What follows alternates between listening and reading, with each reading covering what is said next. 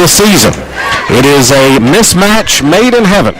The Fulton Falcons and the Alcoa Tornadoes, or maybe not made in heaven, maybe made someplace else, as the Falcons are just going to try to see if they can hold on and make it a game and see if they can make it interesting here tonight against the Alcoa Tornadoes.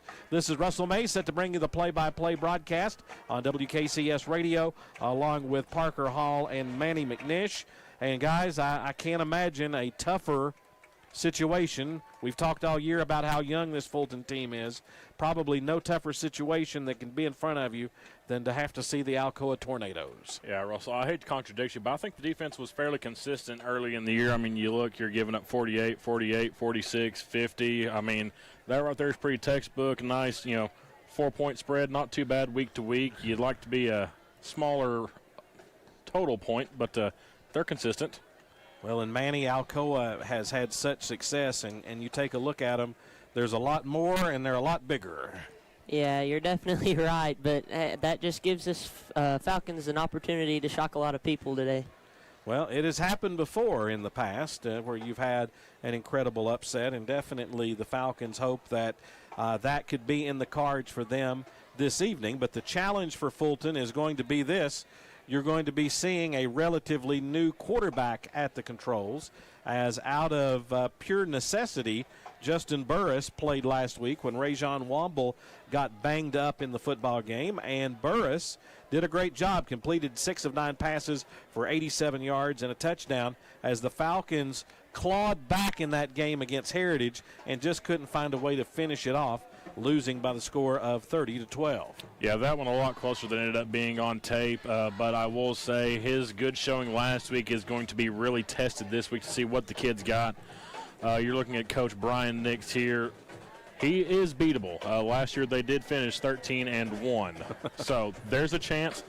But right now on the year, they're looking at a little over 420 yards per game, only allowing 10 points, and almost putting up a 50-burger every week. It's going to be a rough night if the kid's not ready. Well, and the Fulton offense has struggled to find any kind of consistency. They're only averaging 185 yards per game, so Alcoa more than twice the number of total yards this year as for the Falcons. And for the Fulton defense, the challenge is Alcoa. They can run the football well, and they can throw it. You try to stop one thing, and Alcoa hurts you with the other. Yeah, I was trying to see if we had the stat line for it here, but Alcoa got a pretty stout defense. I was going to see if we had more yardage per game than their defense had in negative plays. Captains getting ready to meet in the center of the field.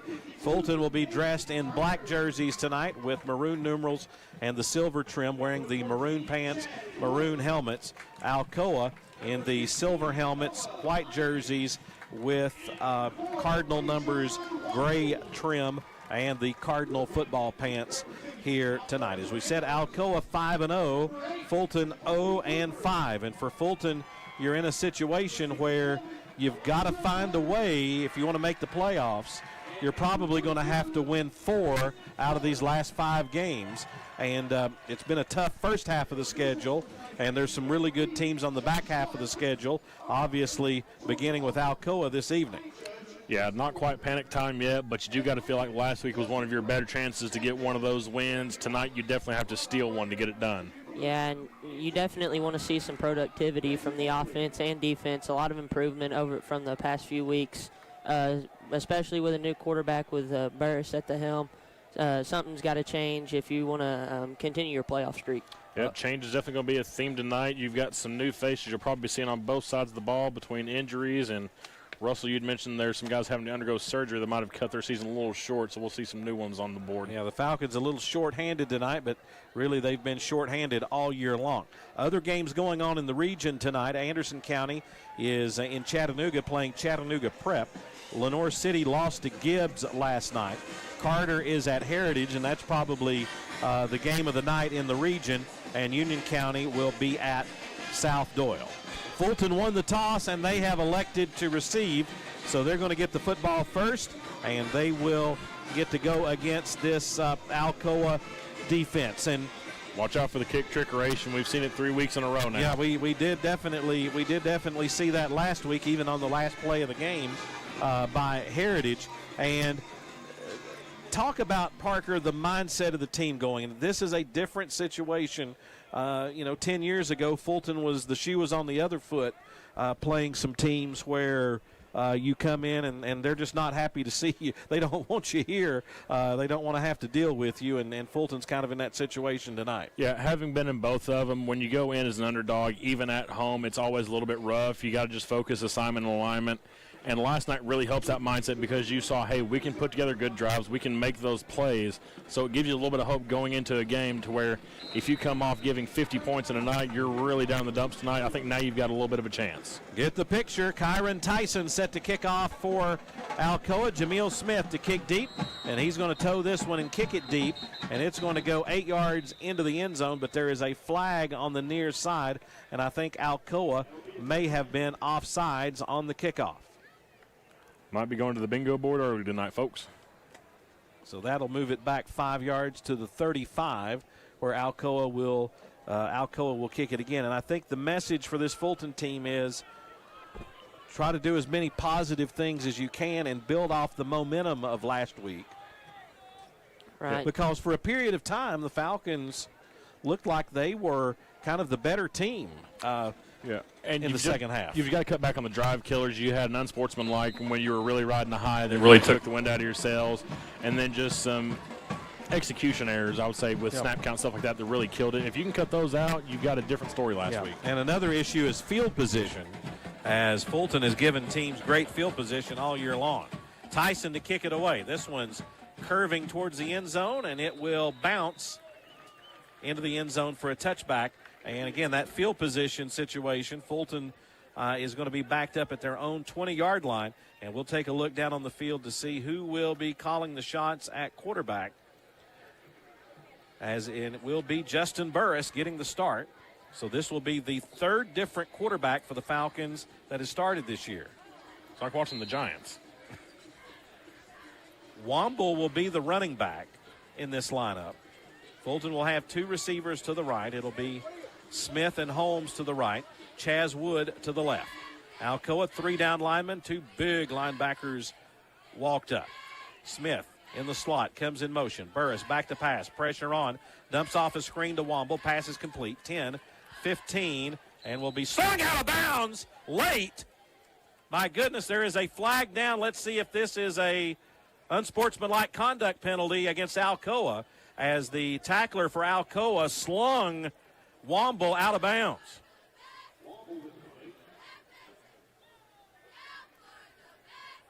There was no it was in the green, past the white in the green when it happened. Appears to be the way they're pointing. Let's see what the indication is. And it will be personal foul. It's a face mask against Alcoa. So the body slam out of bounds was not called. You still get a 15-yarder, but it's positive yards up to the 35. Had the ball been had there been no penalty, Fulton would have lost about 4 yards on the play.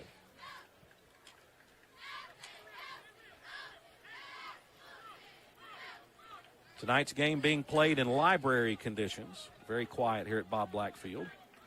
As Lyons will be the H-back to the right, 2 receivers to the short side of the field. Handoff Womble, not much room there. Not much room at all, as coming through Darius Sudreth. Russell, you mentioned library conditions. Are you going to give us your best Jim Nance?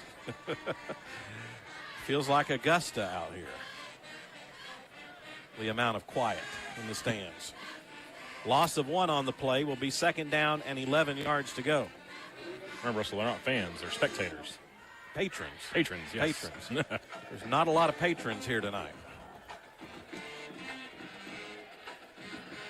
2nd down, 11 yards to go after the loss of 1. 2 receivers to the left, as Burris will be in the shotgun. Rolls that way, dumps it near side. Pass is going to be complete at the 37, and carrying it up to the 39 is going to be Mekhi Holmes. Good positive yardage. Yep, and it'll be 3rd down and 5 for the Falcons. And again, that's what you want to do, is just get what you can, get positive yardage. Yeah, and that was a great job on that play, too. The previous 2 plays, the one with the penalty, the line got kind of blown up. That time it was a great job protecting for the quarterback. 2 receivers to the short side of the field to the left. Alcoa stacks up the line of scrimmage. 5 men plus a linebacker. Burris, pressure on, sets up the screen far side to Womble, who caught it, but then had to kind of corral it behind his back, and he's chasing. As the pass was kind of behind Womble, and he had to kind of stop to gather himself, and instead of being able to put a foot in the ground and get down the field, he's tackled for a loss of 6, and it will be 4th down and 11, and Womble will drop back into punt formation to punt it away. Yeah, not enough lead blocking there. Pass was thrown behind you. You're better off just dropping that one so you get a little bit more yards on the kick. Womble to punt it away. Steps into it, end-over-end kick short, but it's going to take a great Fulton roll. Where's that been all year? as it's just going to keep rolling, and it's going to die right on the 21-yard line. Great kick and roll by Womble. Amazing how much more leg power you got when you aren't running for your life at quarterback. Good point. Well, now the decorated Alcoa offense, averaging 49.4 points per game, comes out onto the field. Thomas Manu is the quarterback for Alcoa. 9:36 remaining in the first quarter. No score here in this region football game. Good to see what Coach Brown has drawn up for the Tornado offense. They'll go two receivers to the right, one to the left, the short side of the field, as Alcoa will be in the pistol set, moving towards the City of Knoxville safety building. Handoff goes to the running back, darting through, bouncing to the outside, Arm breaking tackles through ain't gonna get it, boys. and carrying it past the 40 up to the 45-yard line, Condish Cherry. And that'll be a first down for Alcoa, as the Fulton defense with the arm tackling ineffective, and Alcoa gets about 25 yards on play number one. Yeah, he runs low with some good pad leverage. You're going to have to put a body on him. You can't just throw an arm out there. Behind that road grader offensive line. 1st and 10. Manu rolls near side. Pass is going to be complete at the 49. And getting into Fulton territory, staying up, is going to be the receiver. His shoe fell off. Jacoby Cooper making the catch. But it will be another first down for the Tornadoes. Defense needs to play a little bit tighter. They're giving them too much space in the secondary. I know you don't want to get beat, but you can't give them 5 yards to work with. 1st and 10 for Alcoa at the Fulton 40. 8:35 remaining first quarter. Now Alcoa is going to go with a bunch of three receivers on the left side of the formation, right beyond the tackle on that side. Manu hands off. This is Cherry, 35. It keeps grinding forward. He'll get it down to about the 33. Give you a gain of 7. It'll be second down for Alcoa.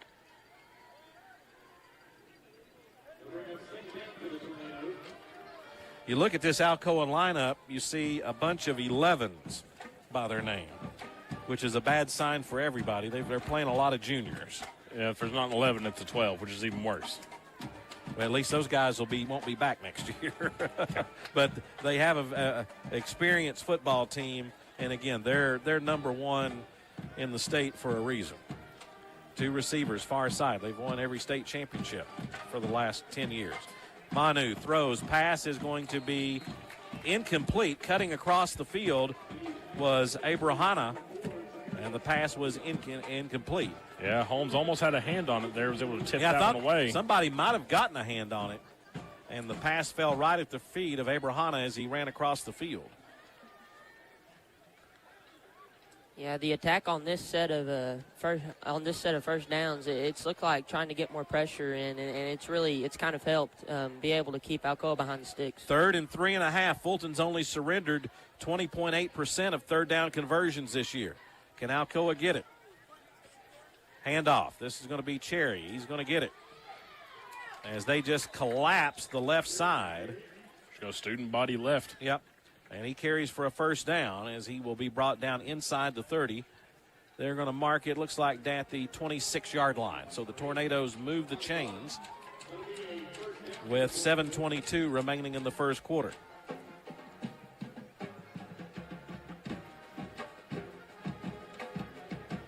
So Fulton's been trying to move people around defensively to try to find the right fit to where they can get the maximum performance out of each player. So it's been a work in progress all year long. Pistol set. Now they're going to go with that bunch of three receivers on the right side of the formation. And they're going to pitch that way. Getting inside the 15 down to the 13-yard line is going to be Jacoby Cooper, who is a senior, before he is finally brought down the field. Brody McNair with the tackle. Brody back out there. He was shaken up in the game at Gatlinburg-Pittman a couple of weeks ago.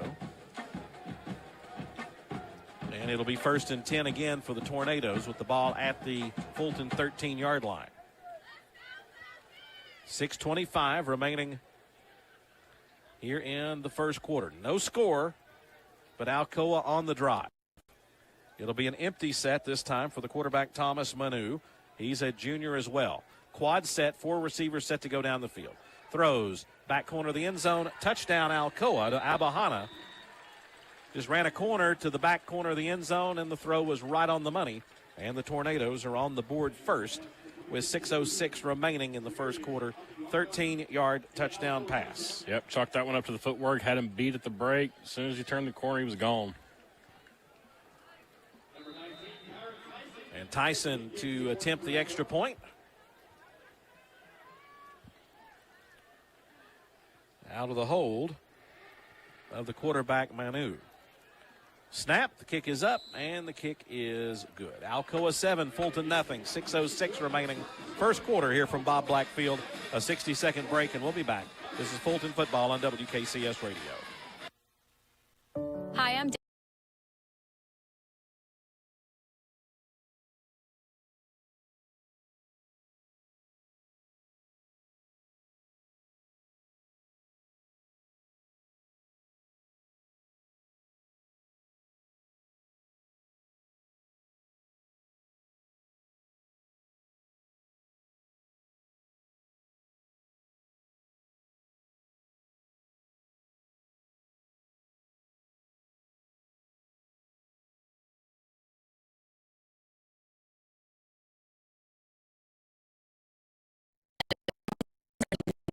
Being a kid should be about your imagination, learning, and having fun. These children shouldn't have to miss out on simply being a kid because they're hungry. To find out how you can help end childhood hunger in your community, visit feedingamerica.org. Brought to you by Feeding America and the Ad Council. Tyson set to kick it away, and this one will go about 9 yards into the back of the end zone for a touchback. And it will be 1st and 10 here for the Falcons, again, at the 20-yard line. Well, we talked about the Falcons kind of giving the teams great field position. Alcoa, the great punt by Womble, really didn't help too much as Alcoa went right down the field for the score. The drive was 79 yards. Fulton doesn't have the right personnel out here, as Jameel Smith is asking for another receiver. They'll run one on late as it's 1st and 10 from the 20. Womble is the running back. Burris the quarterback. Smith comes in motion. Not much Draw there. play, and they stood up and dropped. Nothing there for the Falcons. Carter Cowart, the defensive end, was the first one there. And it'll be a loss of 2. Makes it 2nd down 12. Yeah, he tried to draw something up there with the misdirection, and Alcoa just blew it up. They were not fooled. I think if you're Fulton tonight, part of the plan is take your time offensively. Take it slow. You don't want to burn through those downs. You want to keep their offense off the field as long as you can. And try to drag it out as much as possible to kind of maybe get their head out of the game if that's possible. 2 receivers to the right. Handoff, getting through. This is Womble with running room. He'll put a hand down and fall across the 25-yard line. 7-yard run for Rajon Womble on 2nd down, and it will bring up another 3rd down and 5 for the Falcons. Good running that time by Womble. Yeah, you want to see Womble get a little crease on the run plays because obviously if he gets into the open field, he's gone. He's that much of an athlete that as soon as he gets a peak of open space, he might be gone. Yeah, we saw it some at Gatlinburg Pittman 2 weeks ago. You just want Womble to have a chance to show what kind of an athlete he is in the open field. 3rd down 5. Burris, 2 receivers near side. Looks, going to dump it off to Womble. Womble makes a man miss and will get the 1st down. As how about Burris with a little bit of The Tebow shovel pass. being aware on his feet. The pressure was on, and he just dumped it off to Womble on the near side. And Womble scampers up to the 35-yard line and will get the 1st down. That's all you need right there. Sometimes it doesn't have to be a home run. Sometimes a ground ball with eyes is all you need. And giving Womble opportunities like this, putting Burris at quarterback, it definitely going to open up some sort of playbook option kind of scheme to get Womble involved. 2 receivers to the right on 1st and 10. 7-0, Alcoa with the lead. Handoff, Womble trying to get to the corner. Made a man miss, turns it up, 40, and will be cut down as he gets past the 40 up to the 43-yard line. So the Falcons finding something here on the ground with Rajon Womble. Yeah, you like to establish this early. You get the ground game going. That opens up for you passing later in the game. I like what I'm seeing so far. Gain of 8. It'll be 2nd down and 2.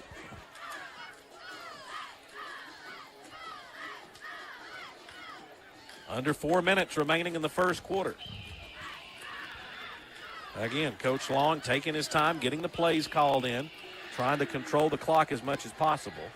The first down was out of bounds, so the clock is stopped here, but still no need to get in a huge hurry. Make sure everybody knows what they're doing. 5 seconds on the play clock. Burris sends a man in motion near side. High snap, and Burris is going to be basically decapitated as the snap was high, and they sent a blitzing linebacker, Abrahana. And he got him right around the head and pulled him to the ground. So a loss on the play. And it'll be 3rd down and 7 here for the Falcons.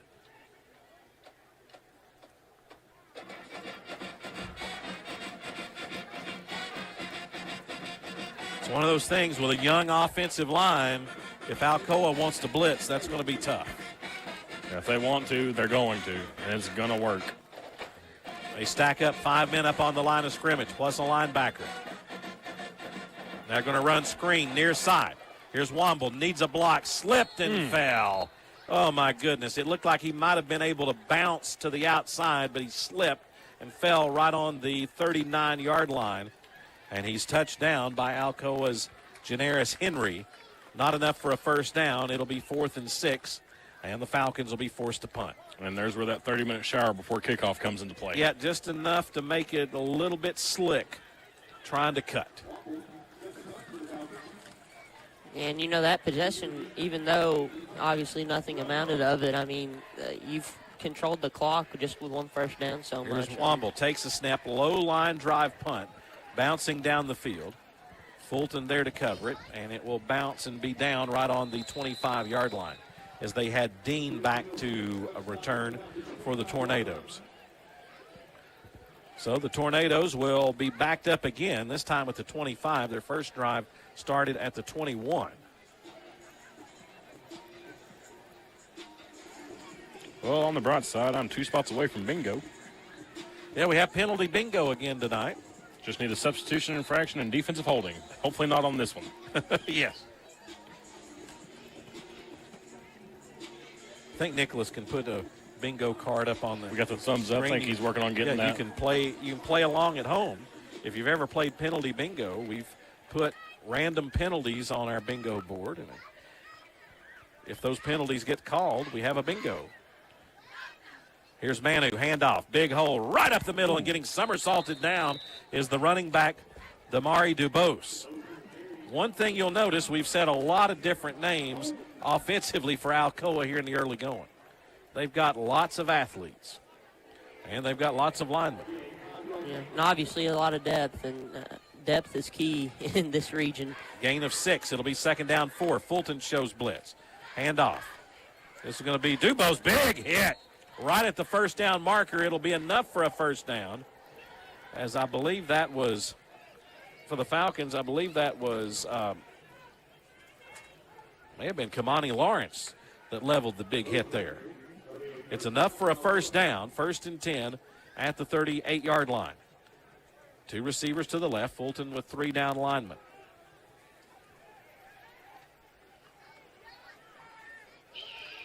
Manu changes the play at the line of scrimmage. 9 seconds on the play clock. Handoff up the middle, and just straight up the middle again goes Dubose, and it's effective, and they get 5 yards again as Dubose goes rocketing right up the middle on first down. Minute 12 remaining in the first quarter.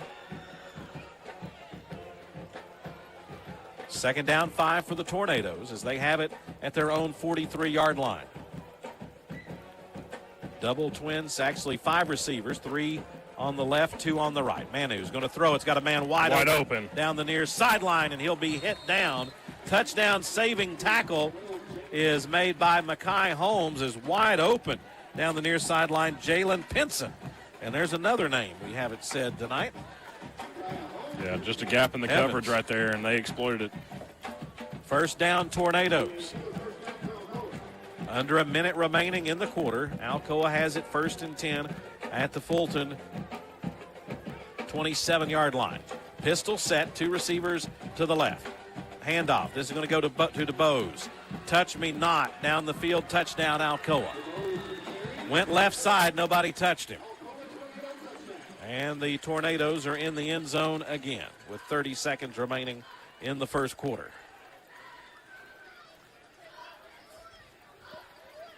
Yep, easy as you please, just to the left side there, a whole lot of green grass. DuBose, a junior, 5'8", 145, very speedy, runs hard.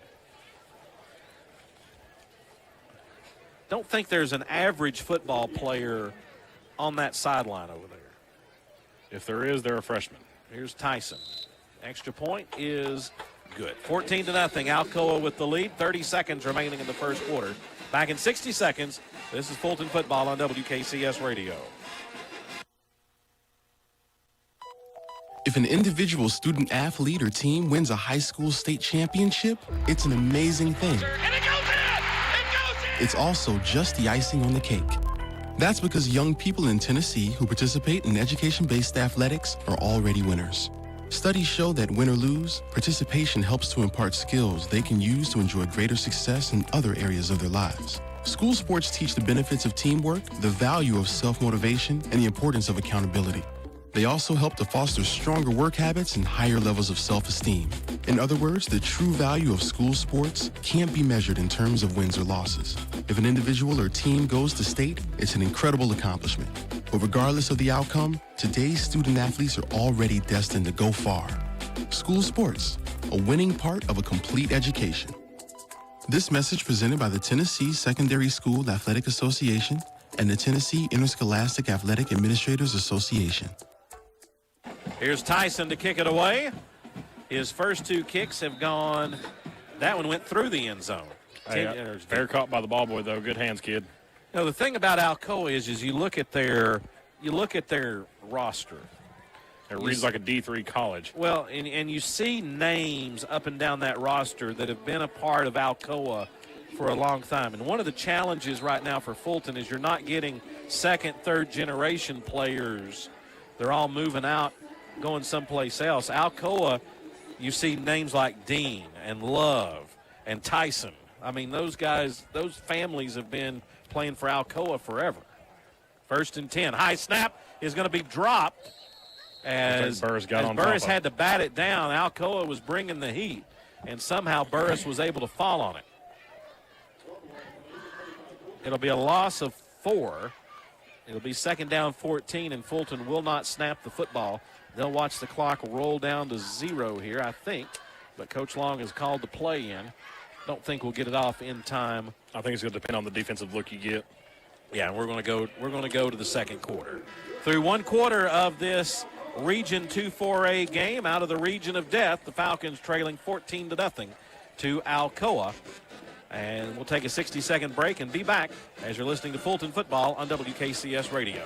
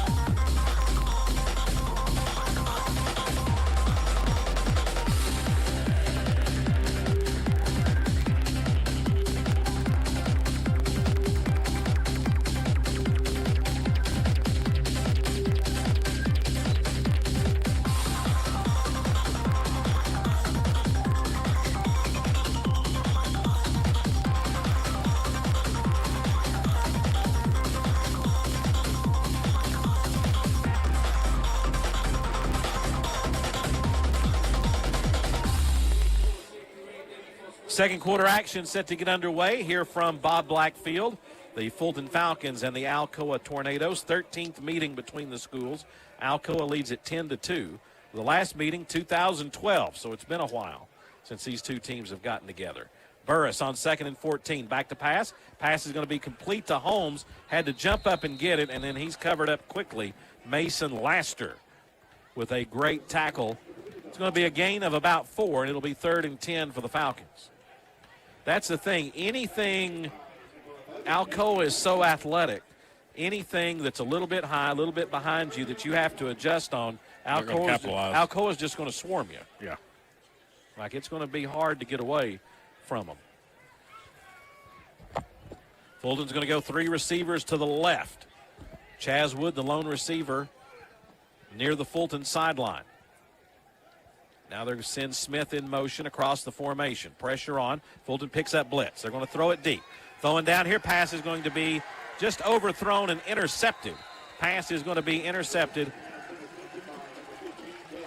as they were looking for Holmes. And making a great play, Dale Hughes, a junior. Yep, just makes the interception. 50-50 right there, and size prevails. So this will be kind of where Fulton usually gives teams the field position at the Fulton 49-yard line. First turnover of the game goes against the Falcons. And it'll be 1st and 10 Alcoa at the Fulton 49. And this is where you've really got to dig in here. You can't give them a touchdown on this possession if you're trying to hang around. Fulton with 3 down linemen. 2 receivers to the left. Handoff going through. Big hole. And off to the races down the far sideline. One man to beat, and he beat him. Going to be Cherry for the touchdown. Condis Cherry on the right side. One play, 49 yards on the touchdown. And Alcoa increases the lead to 20-0. Defensively right now, Fulton looks scared to tackle. Yeah. I don't know if you're scared to tackle or you just know the arm tackle's not going to work, so why even try? Yeah, and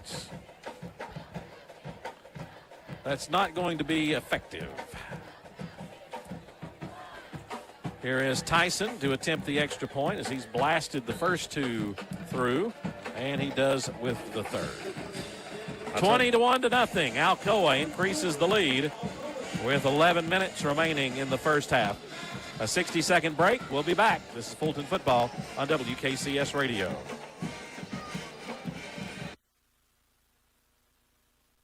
Let's talk about the X's and O's of family entertainment.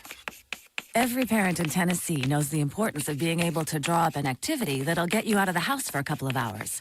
But it needs to be affordable. It needs to be family-friendly. Above all, it needs to be fun. Now, let's talk about high school sports. Bang for your buck, school sports provide the perfect game plan for your family. You'll enjoy all of the drama and excitement competitive sports offer. You'll be supporting the future leaders of our community in a meaningful way. Best of all, you can take the entire family without breaking the bank. Heck, you won't even dent it.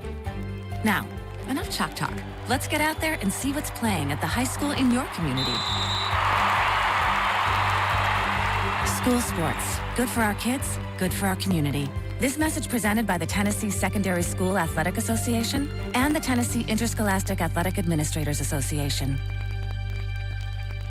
Well, Tyson's 4 for 4 on touchbacks as he blasts that one through the end zone. Score of interest from the region, Heritage already up on Carter 14-0 in the first quarter. That's what Heritage has done the last couple of weeks is they really play well in the first quarter. We'll have to see if they can keep it up. That's a big game to watch for playoff positioning in the region. Yeah, if Heritage manages to get the upset there, that definitely opens things up a little bit. At least makes it more interesting come seeding time. 1st and 10 for the Falcons, trying to get something going here in the second quarter. Handoff, Womble looking for running room. Had to dance around a little bit, and there was nowhere to go. Janaris Henry with the tackle. As they just pushed Fulton back, and as Womble tried to go to the right, there was no room to run. Want to say hi to Tom Krieger in the mid-state. who coordinates high school sports coverage for the newspapers across the state of Tennessee. He's watching games from his office, and he posted on X that he was watching our broadcast tonight. So thanks, Tom, for tuning in. And hello from East Tennessee. Loss of 2 on the play, second down, 18. 2 receivers to the left and a whistle on the snap. And I think Fulton has asked for a timeout. 21-0 is our score. Alcoa with the lead here in the second quarter. As for just a moment on the scoreboard, 1 point went on the board for Fulton, which if this was Canadian rules football, that would be possible, but not. That would require us to be able to kick it through the back of the end zone, Russell. Although I'm going to have to check maybe at halftime. There was something that came out about Canadian football that like they're completely changing their rules coming up here in the next few years. Like I think that they're in Canadian rules football, the field is 110 yards, so you have that center stripe on the field, which is essentially the 55-yard line. Mm-hmm. I think I saw they were doing away with that. I'm going to have to double check this. And they're moving the goalpost from the front of the end zone to somewhere else, I guess to the back, maybe. I would hope so. They're not going to the side. Yeah, but the end zones in Canada are 20 yards. Mm-hmm. So I don't know why I brought that up. It's almost like a rugby thing. But you can score 1 point in Canadian rules football. Yep, you can miss the game-winning field goal and still win. Yeah. Second down for the Falcons. Here's Burris. Dumps it off near side to Womble. 15-20, and will step out of bounds at the 22-yard line as they run the screen to the near side to Rajon Womble. Give Burris a lot of credit. He's a senior starting his first game at quarterback. Really saw his first action last week. You're having to go up against the 10-time defending state champions, and Burris is handling the situation pretty well. He did throw that interception just a moment ago, but it's that was just kind of a jump ball situation. Could happen to anybody. Third down, 8. Clock stops as Womble went out of bounds. 10:05 remaining in the second quarter. Double twin set. Jameel Smith in motion. Here's Burris. Steps up. Is going to run with the football. 25 makes a man miss and slides down just short of the first down marker. He slid at the 28. They're going to mark him down there. He needed the 30. But Burris made a great move and froze a tornado and was able to scamper loose. I feel like you got to go for it here. Yeah, Fulton's going to go for it on 4th and 2. They need to get it to the 30. Fulton quickly over the football. Burris, hard count, trying to get him to jump. Coach Long now just sits and waits. There's still 15 seconds on the play clock and a running clock, and he may very well run the clock down here to take a timeout.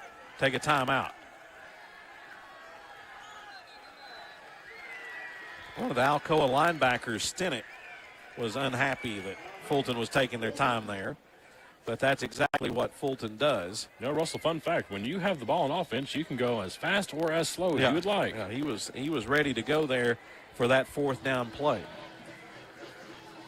And I would have to think when you're Alcoa, you're winning every game so decisively for the most part. You're looking for challenging situations just to kind of get up. Taking a look at Alcoa's scores this year, they defeated Maryville 28-21 in the season opener. Then they won against Bearden 63-13. They won at Gibbs 52-7. Won at West 35-0, and last week defeated Union County 69-13. Fulton's going to punt it. Womble punts it away, and it'll be fair caught right on the 45-yard line by Dean.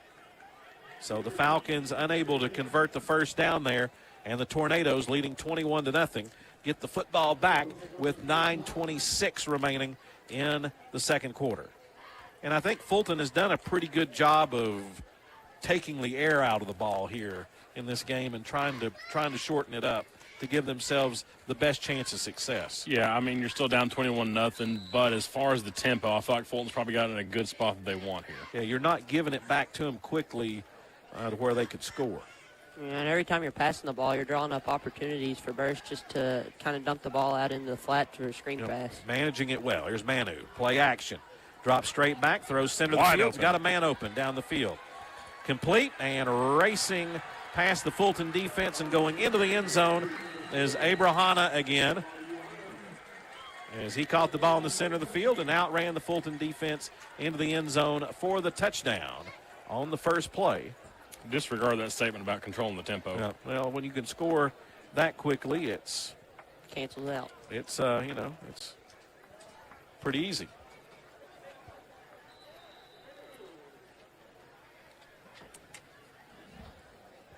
And we'll get to see Tyson kick another one here. It's been kind of the most exciting part of the game is watching him kick, because he can kick it. Extra point is good. 28-0. Alcoa increases the lead here in the second quarter. 9:14 remaining. Back in 60 seconds as you listen to Fulton football on WKCS Radio.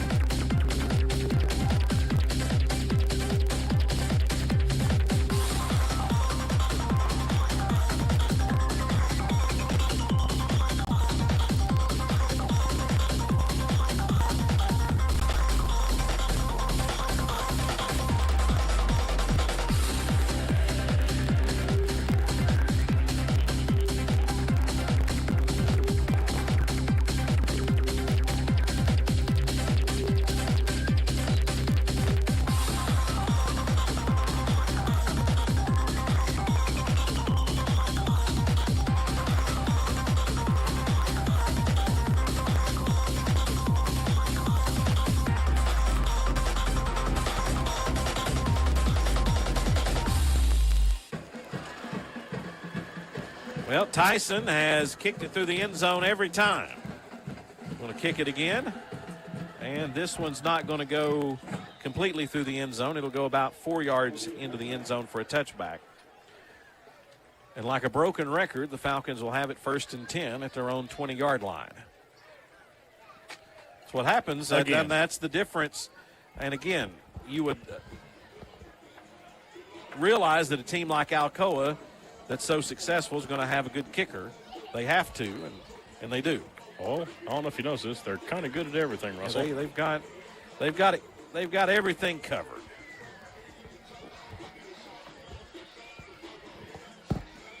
As Coach Bob Green from Montana Tech said, kind of like a buffet dinner with all the trimmings. Yeah. That's what Alcoa is, complete. Here's a pass near side. It's going to go to Jameel Smith, and he's blasted out of bounds. And there's the flag. Late hit against Alcoa. Let's get the bingo board. As Jones knocked him out of bounds late. As Smith got it up to the 23-yard line. And that's the second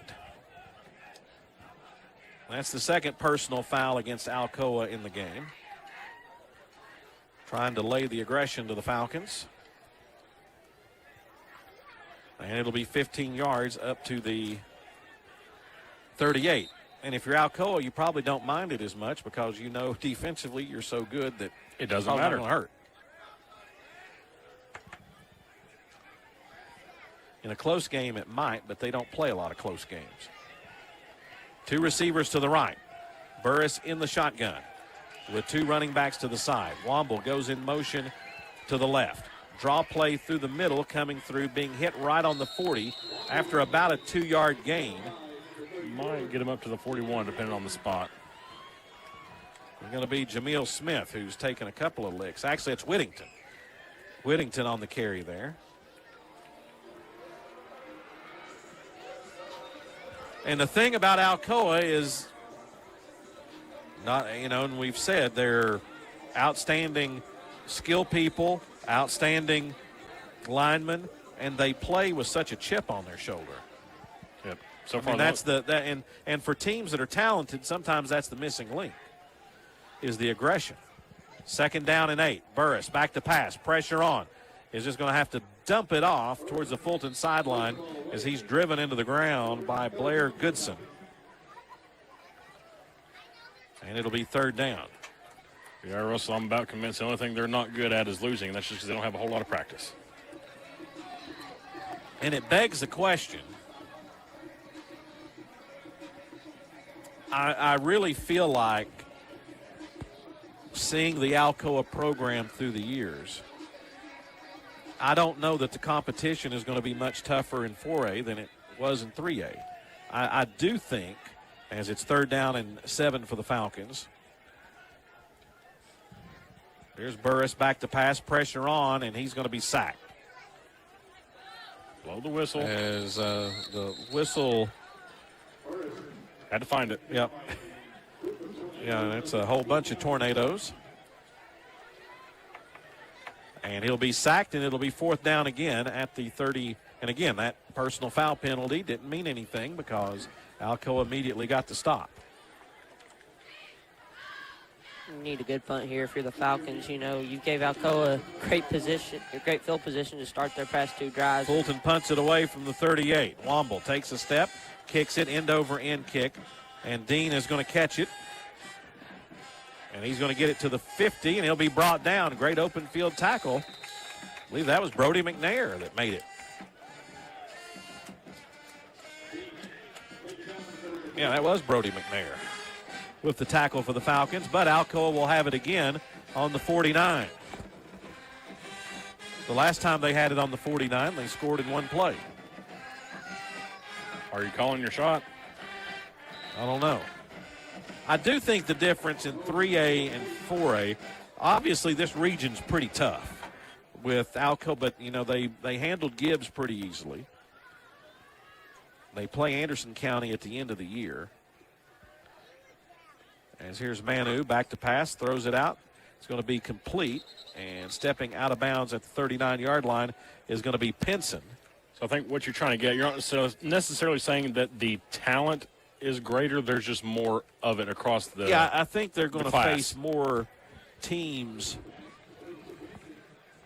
Because in 3A, you really didn't face anybody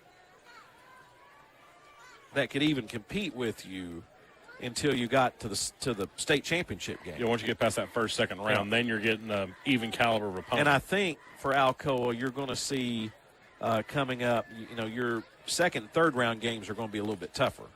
But I don't think it's going to make much of a difference. Here's a handoff, bouncing to the outside, and another open field tackle made by Noah Lyons. Micah Jones carrying it for the Tornadoes on the right side, and he will carry inside the 35 down to the 32-yard line. And it'll be 2nd down for Alcoa. Tornadoes leading 28-0 with 6:40 remaining in the first half. I think the difference is you're going to face a little stiffer competition earlier in the playoffs, but still I don't think those teams are going to be on Alcoa's level. Yeah, no, I still think it's going to be very easy to see them having a 9-1, 10-0, and a bad year 8-2 going into the first round. Manu's pass near side going to be complete. Being loose. spun down and dropped. Finally, about good gang tackling there by the Falcons. Pass complete to Jacoby Cooper. Really, I think Alcoa is really the one game every year that they can, and this year was very different because of the situation at West, the situation at Bearden. Mm-hmm. They were playing West and Bearden, and had those teams not gone through what they had gone through, those games would have been a lot more competitive and maybe would have put Alcoa in a position to lose. Unfortunately for West and Bearden, they, you know, those programs are trying to rebuild. Handoff right up the middle. Breaking through. Now getting 15, trying to cut outside.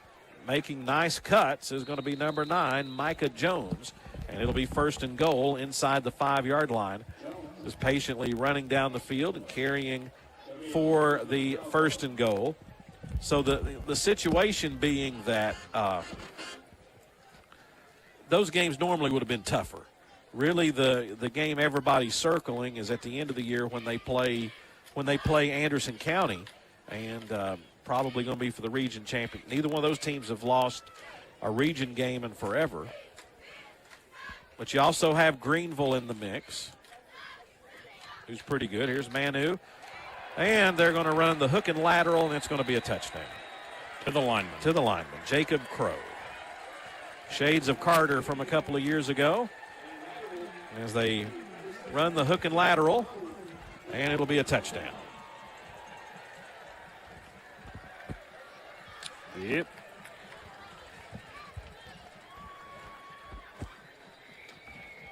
$34-0.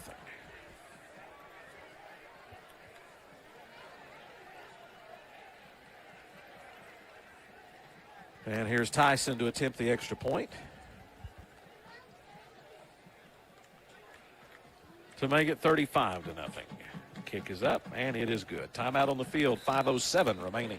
First half, Alcoa 35, Fulton nothing. Back in 60 seconds. This is Fulton football on WKCS Radio.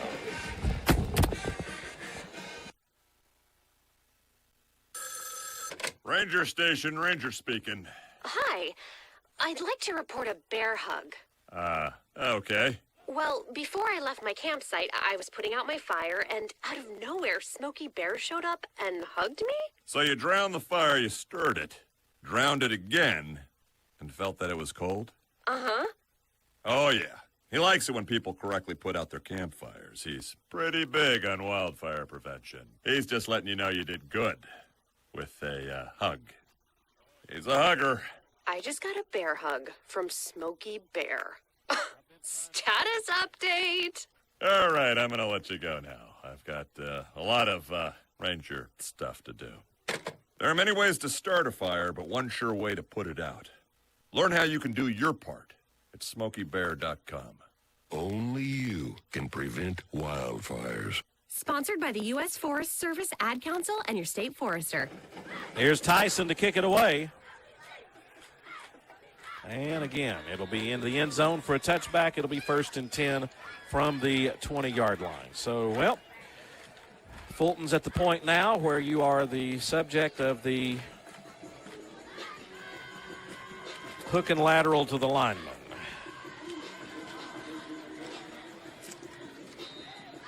It's not a good situation to be in. 5:07 remaining in the first half. So Fulton has done some good things offensively in this football game, but it's not been nearly enough. Moved the ball at times, but they haven't been able to put like 3 first downs together yet. Here's Burris going to flip it out on the far side. Pass is going to be complete. Turning the corner, getting down the far sideline, and then being knocked out of bounds is going to be Womble. And again, Womble showing a little bit of what he's able to do, and he looked like he might have cramped up for a second on the far side, but is able to get back out there. And that'll move the chains for the Falcons up to the 32-yard line. And we said it just a moment ago, I think Burris has done a pretty good job here at quarterback. Yeah. In a tough situation. Twins to the short side of the field, which is to the left. H-back Noah Lyons goes that way. High snap. They're going to sweep to the opposite side, and Fulton will get maybe a yard or two.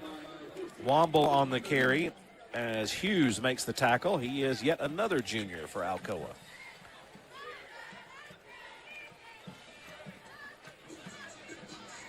And it'll be 2nd down and 8.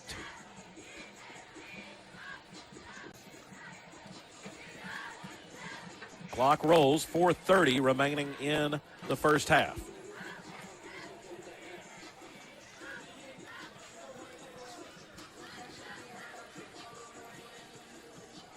Twins receivers near side. Alcoa, 4 men up on the line of scrimmage.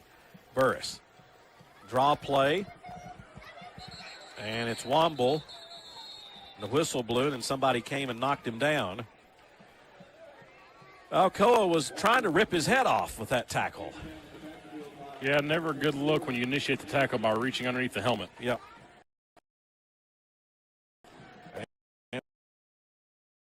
That's going to be a loss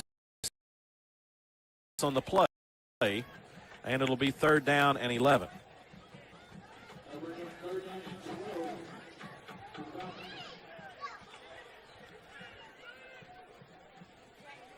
They're down in 11. Womble in the shotgun with 2 running backs, split receivers. Burris throws. Pass is going to be complete. Coming back to the ball, Chaz Wood. And again, that situation, Chaz had to come back to the ball to make the catch. It's going to be a gain of about 7, but not enough for a first down because Alcoa was right there to bring him down as he made the catch. Yeah, that right there, just a bad combination of good coverage by the Tornadoes and a slightly underthrown ball. Yeah, that's just been the story every time that the Falcons have tried to throw a pass. I mean, Alcoa is just so athletic; they're right there as soon as you throw it. And up 35-0, Alcoa takes a timeout as Fulton gets ready to punt. 3:10 remaining here in the first half. Next week, the Falcons will be on the road at Carter. That'll be a bleacher broadcast for us here on WKCS Radio, and then it will be fall break, a week off on the 10th, on October the 10th, no game for the Falcons, and then you close out the season, Gibbs at home at Union County, and then South Doyle here on October the 30th. That'll be a Thursday night game. Guys, the first 6 games for the Falcons this year has been incredibly tough. As I think I've got it in the game notes here. Fulton's first 6 opponents this year have a combined record of 25-3 on the year so far. Of course, Alcoa's 5-0, Macon County 5-0. Fulton's going to fake the punt. Here's Womble coming to the near side. Has some running room and stops and gets brought down. If he hadn't hesitated, he might have been able to have enough momentum to run into the tackler and fall for a first down. Instead, Hughes chases him down. Got to commit to it. And you can't have second thoughts. Yeah, and it's one of those situations of kind of the awareness of knowing where you are on the field, knowing that you're close. You just got to put your head down and get those extra couple of yards. Yeah.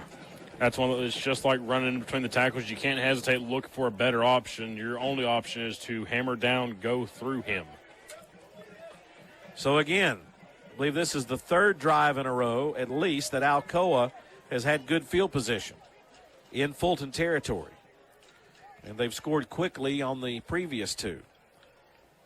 2 receivers far side, 35-0, Alcoa with the lead. Fulton shifts the defensive line. Play action, Manu back to pass, and he'll be dumped. He'll be dumped back at the 45-yard line. Rare that happens, but a sack by the Falcon defense. Walter Williams also in there for the Falcons. Waco Upshaw. Loss of 5 moves it back to the 45. It'll be 2nd down and 15. It was a great blitz there by the Falcons. I mean, every time the defense has had success, they've been able to get into the backfield. Manu going to throw a little screen to the near side with running room. Getting to the outside is going to be Cooper, and he'll turn on the Jets. Cuts back and will be hit right at the goal line and falls in for a touchdown, and then has a few words telling the Falcons that they're really struggling tonight. Touchdown, Alcoa.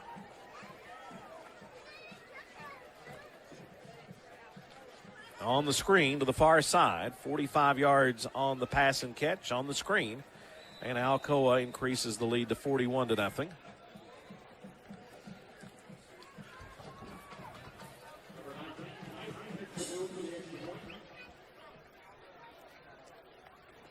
And again, Kyron Tyson to attempt the extra point. And the kick is good. 42-0, 2:17 remaining in the first half. Alcoa still has 2 timeouts. They might get the ball back. We'll be back in 60 seconds as you listen to Fulton Football on WKCS Radio. From time to time, parents occasionally ask, Is it safe for my children to participate in high school sports? A better question might be, Is it safe for my children not to participate in high school sports? Statistics show that teenagers are likely to be healthier and stay healthier as adults if they play a sport in high school. Participating in a high school sport builds and maintains strong bones, muscles, and joints. High school athletes are also more likely to develop good eating habits. High school athletes not only have stronger bodies, their self-esteem, self-confidence, and self-discipline are strengthened too. So insightful parents aren't asking, Is it safe for my children to participate in high school sports? Instead, they're asking, Hey, what time is the game tonight? This message presented by the Tennessee Secondary School Athletic Association and the Tennessee Interscholastic Athletic Administrators Association. Here's another kick by Tyson. I think his leg's tired. This one's only going to go to the 7, so Fulton's going to have a chance to return it. Jameel Smith bounces to the outside, gets to the corner, 30, 35, stays up down the far sideline, still going, driving the pile forward into Alcoa territory. Big kick return by Jameel Smith, and the Falcons will be in business, trailing 42-0 with 2:06 remaining, but they have the football in Alcoa territory as they will spot it down at the 43. So after 12 kicks appears to be his limit. Then he can only get it inside the 10. They're going to have to ice his leg at halftime. Well, he's built like a middle linebacker. I think he'll be all right. Yeah, I think so. He's been impressive. Of course, Alcoa has been impressive tonight, as offensively they've done about everything they've wanted to do. Here is Burris, again, making his first start at quarterback against the defending state champions of Class 3A. Burris fakes the handoff, rolls near side, pressure coming, looking, nowhere to go, and just throws it out of bounds. Pass is incomplete as the pressure for Alcoa coming from Darius Sudreth. And there's another one of those names that there's been a lot of Sudreths in Alcoa down through the years. Yeah, right there, a better call, just throw it away as opposed to put it in danger when you're finally on the plus side of the field. Well, it's smart football. Live to play another play. Yeah.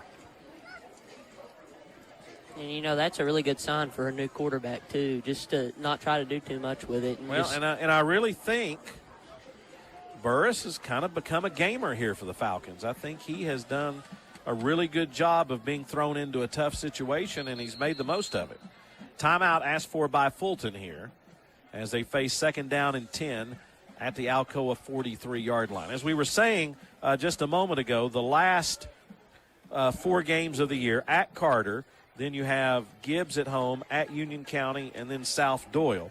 First 6 teams have a record of 25-3, but as you go down the rest of the schedule, there's really good teams there as well. So I don't necessarily think it gets easier, but you've played the first half of the year some of the top 10 teams in the state across the board in their classification, because Macon County's ranked in the top 10 in Class 4A, Central's ranked in the top 10 in Class 5A, Anderson County top 10 in Class 4A, Gatlinburg's number 2 in Class 3A, and Alcoa's number 1 in Class 4A. Yeah, Russell, it's a bit of a rough look when your out-of-region opponents haven't lost any games this year. Yeah, it's a gauntlet. It's a gauntlet when you have a young team, and that's been our story all year long.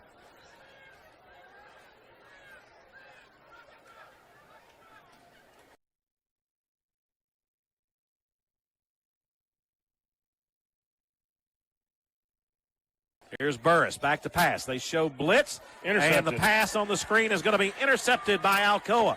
Racing down the near sideline and being brought down, touchdown, saving tackle by Justin Burris as the screen pass was intercepted by Lucas Doherty, and he carries it down to the 10-yard line. And there's the mistake of a young quarterback, an inexperienced quarterback right there, and he threw it right to Doherty. So, 1:47 remaining. Alcoa's got 9 yards away from making it 49-0 at halftime. Handoff, left side guard, touchdown. And I think it was 14-0, I believe. It may have been 21-0 at the end of the first quarter.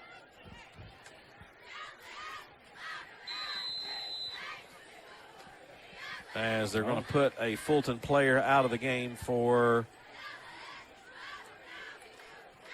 an equipment violation. Probably knees not covered. So Manu back at quarterback. It'll be Cherry is the running back. Manu's going to throw the fade into the end zone. Pass is overthrown and incomplete. It was intercepted. But not enough real estate. Yeah, he just was not able. He was bobbling it as he went out of bounds on the near side as they tried the fade to Dean in the near corner. And it was Burris, I believe, who almost had the interception. Yeah, that ball probably would have been picked by Barris. He's just bobbling it as he fell out of bounds. He got the ball in That's bounds. Hutchinson, Antonio Hutchinson, 11 versus 1. Antonio Hutchinson, Jr., senior for the Falcons. He's the corner on the near side. Junior, senior? Fulton shows blitz. Here's Manu. Hit as he throws it underneath, and diving towards the end zone is going to be Dean as he was hit at the 1 as Hutchinson hit him, and Dean made a nice spin and leaned the nose of the football right over the goal line for the touchdown. Touchdown, Alcoa Tornadoes with 1:34 as some heat lightning crackles through the sky across the way. And an extra point away here from Alcoa from making it 49-0.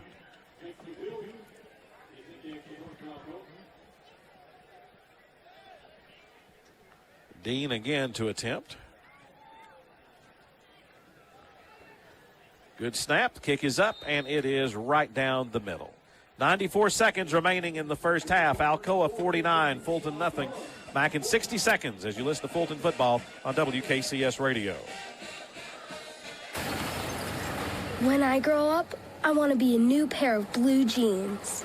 When I grow up, I want to be a kid's first computer. When I grow up, I want to be a glass countertop in a new home. When I grow up, I want to be a kid's best birthday present. When I grow up, I want to be a football stadium. When I grow up, I want to be a warm fleece on a cold day. When I grow up, I want to be a fancy backsplash. I want to be a bike that races around the country. When I grow up, I want to be a bench on a forest trail.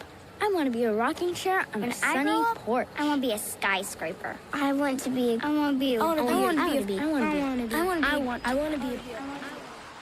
When I grow up, I don't want to be a piece of garbage.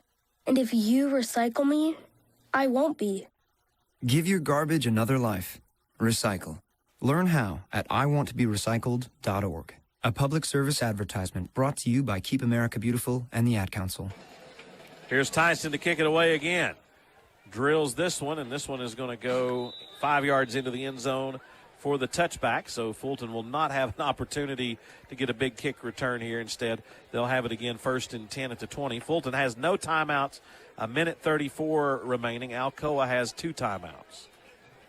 So I would imagine if you're the Falcons, you're just going to try to run it here and hope that Alcoa does not call timeout before halftime. Don't count on it. Try to run the clock out. Pistol set. Whittington will be the running back. 2 receivers to the far side. 3 down linemen. And we have a flag as we have a substitution infraction against Alcoa.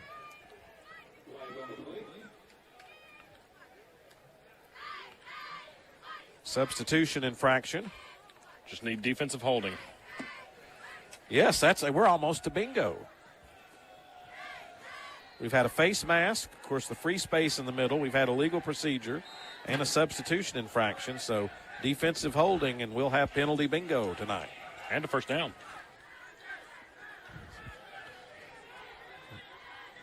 You win when we have bingo. I don't know what it is, but you win something. Here's near side. We got a flag as Jameel Smith comes around the end and is pushed out of bounds, but a flag back behind the play. I believe it's going to be the area of holding, but not the type we were hoping for. Not the defensive holding. It's going to be offensive holding against Fulton.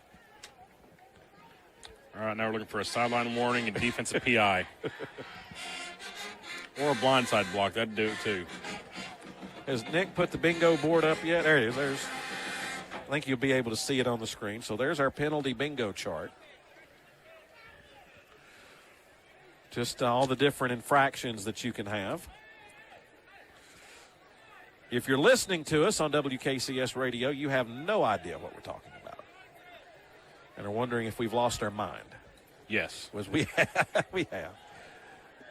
Penalty against the Falcons moves the football back to the 15-yard line, and it'll be 1st and 15 for the Falcons. Waco Upshaw will be the H-back on the right side.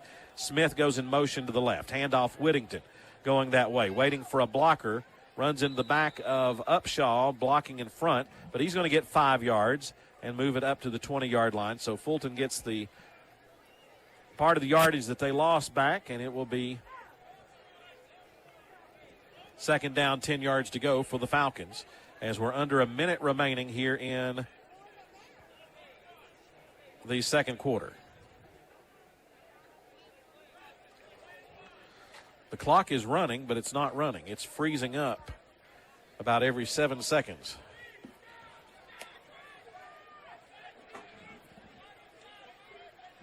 Handoff on the draw play, nothing there. Brought down by a swarm of white shirts. On the flip side, the Alcoa and I think Alcoa thought they had taken the football away as Sudworth was at the bottom of the pile. Yeah, there's 10 seconds on the clock. It's running, but it's not running. I don't know what's going on, as we do have a gremlin here in the clock at Bob Blackfield, as the clock is stopped right on 10 seconds remaining. And they're just going to call. Yeah, they're going to call and say that is the end of the first half. Well, the Falcons started off well, hung tough with the Tornadoes, but just a combination of a turnover and really some bad field position.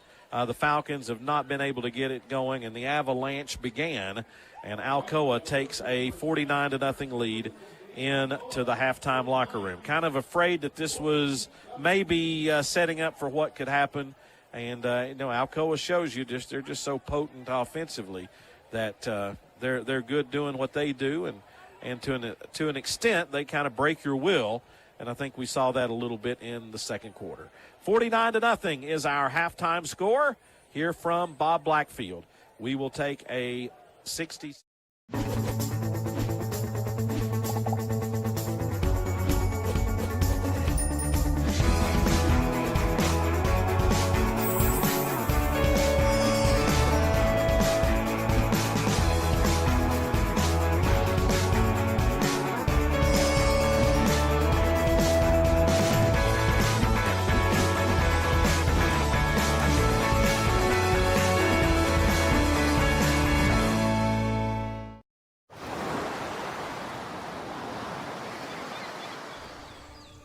Hear that?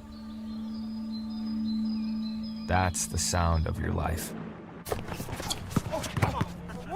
Perfectly imperfect.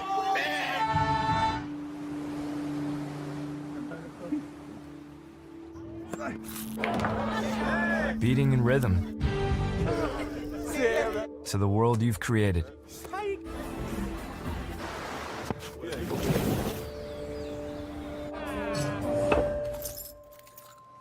But every time you drive after drinking, the music gets drowned out. Your life sounds pretty great. Don't let a buzz ruin it. Buzzed driving is drunk driving. Don't drive buzzed. A game without a crowd is just a scrimmage. A performance without an audience is just a rehearsal. Without your presence, high school sports and the performing arts aren't possible. Ensure that these essential extracurricular activities continue to enrich the lives of students in Tennessee. Purchase a ticket to your local high school's game or performance. This message presented by the TSSAA. Hungry. To find out how you can help end childhood hunger in your community, visit feedingamerica.org. Brought to you by Feeding America and the Ad Council.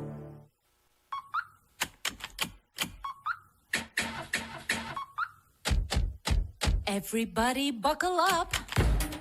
Buckle up. Buckle up. Buckle up. Everybody buckle up. Buckle up. Buckle up.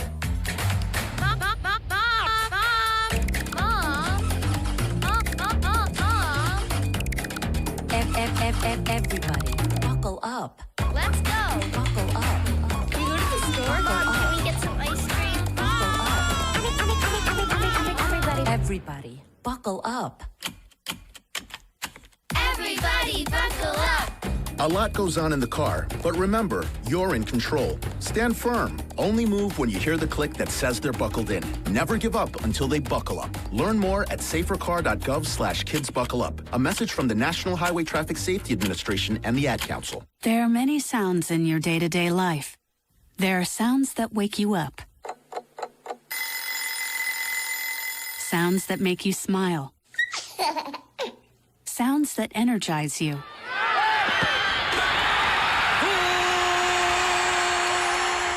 And sounds that help you relax. But there are some sounds that can alert you to danger and can help save lives. Wireless emergency alerts, now on many mobile devices, use a unique sound and vibration to bring you information about severe weather events, Amber Alerts, or other emergencies in your area. With critical information from local sources you know and trust, you can be in the know, wherever you are. For more information, visit ready.gov/alerts. Brought to you by FEMA and the Ad Council. Halftime score here at Bob Black Field, this Region 2-4A football game. It's the Alcoa Tornadoes all over the Fulton Falcons, 49-0 here at halftime. As we're having some difficulty with the scoreboard here at the stadium. I'm not quite sure what the situation is at hand. As Chris Mays is going to hand us the stats right here, hot off the press, hot off the printer. As that's exactly what I was looking for right there. But, Manny, it's really for the Falcons, kind of got off to a competitive start and then really offensively weren't able to get much going there in the second quarter, and that set up Alcoa for several touchdowns. Yeah, well, it's just something you've seen throughout the year and, really just throughout the season and a lot of games. You start off strong, your first drive, your second drive looks really strong, and then all of a sudden something shifts. Your depth kind of kicks in, not really having a bunch, and just your young team just kind of takes control, and a lot of mistakes happen, and ultimately things like what's happened tonight end up happening. Yeah, it was 14-0 at the end of the first quarter. Manu hit Abrahana for a touchdown, 14 yards, made it 7-0, and then right at the end of the first quarter, Dubose had a 25-yard touchdown run to make it 14-0, and then Alcoa scored 35 unanswered points in the second quarter, as Cherry a 49-yard touchdown run, Abriana a 55-yard touchdown pass, the hook and lateral to Crow for the touchdown, Cooper 45 yards, and then Dean for 9 yards, as Manu has 5 touchdown passes in the first half, as those are video game numbers for the Tornadoes, and for the Fulton defense, that's very disappointing. Yeah, I think the only silver lining is you're probably not going to see a lot of those guys out in the second half. You'll maybe get them for a drive or two, I would think. I've been wrong before.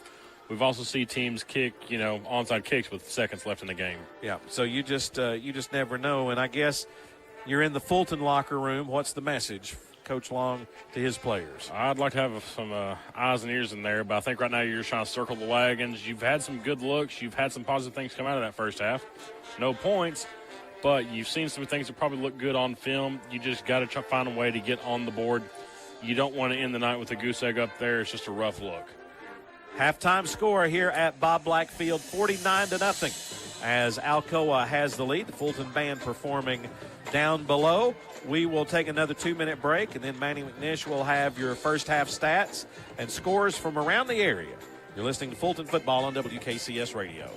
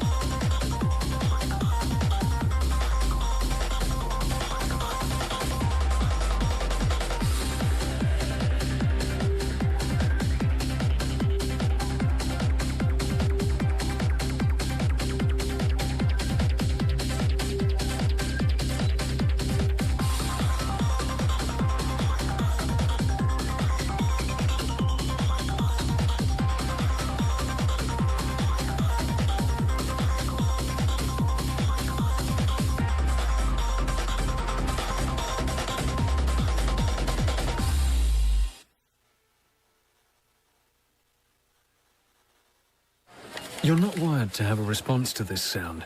You're neutral to it, and you can hear it repeatedly without feeling anything. But when we introduce a new stimulus, save the food, we've achieved pulling a natural or inborn response from you. Save the food, because 40% of all food in the US never gets eaten. Save the food. Cook it, store it, share it. Just don't waste it. For tips and recipes, visit savethefood.com. Brought to you by NRDC and the Ad Council. There are many sounds in your daily life. Ones that make you smile. Ones that help you relax. And there are some sounds that can help save lives. Are you an enthusiastic sports fan? Want to have fun and get in on the action? Heck, yes. That'd be awesome. Have great attention to detail? Want to stay active? Definitely. Want to give back? Learn more at ready.gov/alerts. Brought to you by FEMA and the Ad Council. And welcome and thank you for joining us on the WKCS Halftime Report. I am Annie McNish. Sadly, my partners Jack and Trace were not able to join me today, but I will try to do the best I can to bring you the halftime report. And so I'm just going to go ahead and lead us off with some stats. As starting off for the Alcoa Tornadoes, Thomas Manu went 8 for 10 with 177 yards and 5 touchdowns through the air. And Jacoby Cooper also went 1 for 1 for 14 yards. And then rushing wise for the Tornadoes, Condis Cherry had 4 rushes for 88 yards and a touchdown, and the Bows had 4 rushes for 42 yards. Micah Jones also came in the mix with 2 rushes for 28 yards. And then for the Falcons, Justin Burris, obviously getting his first start of the year at quarterback, went 8 for 12 for 40 yards and has thrown 2 interceptions. And Womble has had 9 rushes for 15 yards, lining up at running back this week. And then Jamil Smith also has had 2 carries for 3 yards. And also receiving-wise for the Falcons, Womble has had 5 receptions for 23 yards, and Mekhi Holmes has had 2 receptions for 10 yards. And also Chaz Wood getting in on that mix with a reception for 7 yards.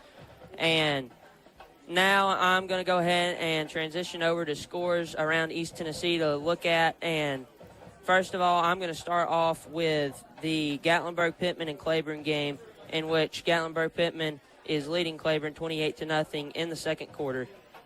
Cloudland is also leading Jellicoe 22-14, and Kingston is leading Austin East 20-0 at halftime. Farragut and Bearden are extremely close right now, with Farragut being up 16-14. Both those teams looking for their first win of the year, and Clinton is leading Campbell County 18-8. Both those teams looking for their first win of the year. Obviously, this game has had the Alcoa Tornadoes leading Fulton 49-0, and Maryville is leading Hardin Valley 35-0 in the second quarter. And a big region game, kind of just for a playoff position wise in this region, has Heritage leading Carter 16-7 at halftime. Heritage 3-1, Carter 3-2. Both those teams looking for a great start in the region. And Fulton, obviously, it will be facing Carter next week. And ultimately, it's going to be a really interesting game, as Carter is trying to avoid an upset by the Mountaineers, which Fulton also faced last week. That game looked really close, but ultimately it ended up with the Mountaineers coming out on top. And then, this game, it hasn't really started off well for the Falcons in the first half, with them being down 49-0. The Tornadoes have ultimately just controlled the game from the opening kickoff. I mean, the Falcons came out strong. They kind of controlled the time of possession, which I really thought would be kind of a key to pulling off an upset this week. But ultimately, as soon as Alcoa got the ball, they were able to drive down the field, and it's just kind of been that case. The depth has really shown its presence for Alcoa, and they've ultimately been able to just kind of control the line, been able to control the line of scrimmage, and they've just outplayed the Falcons on all facets. For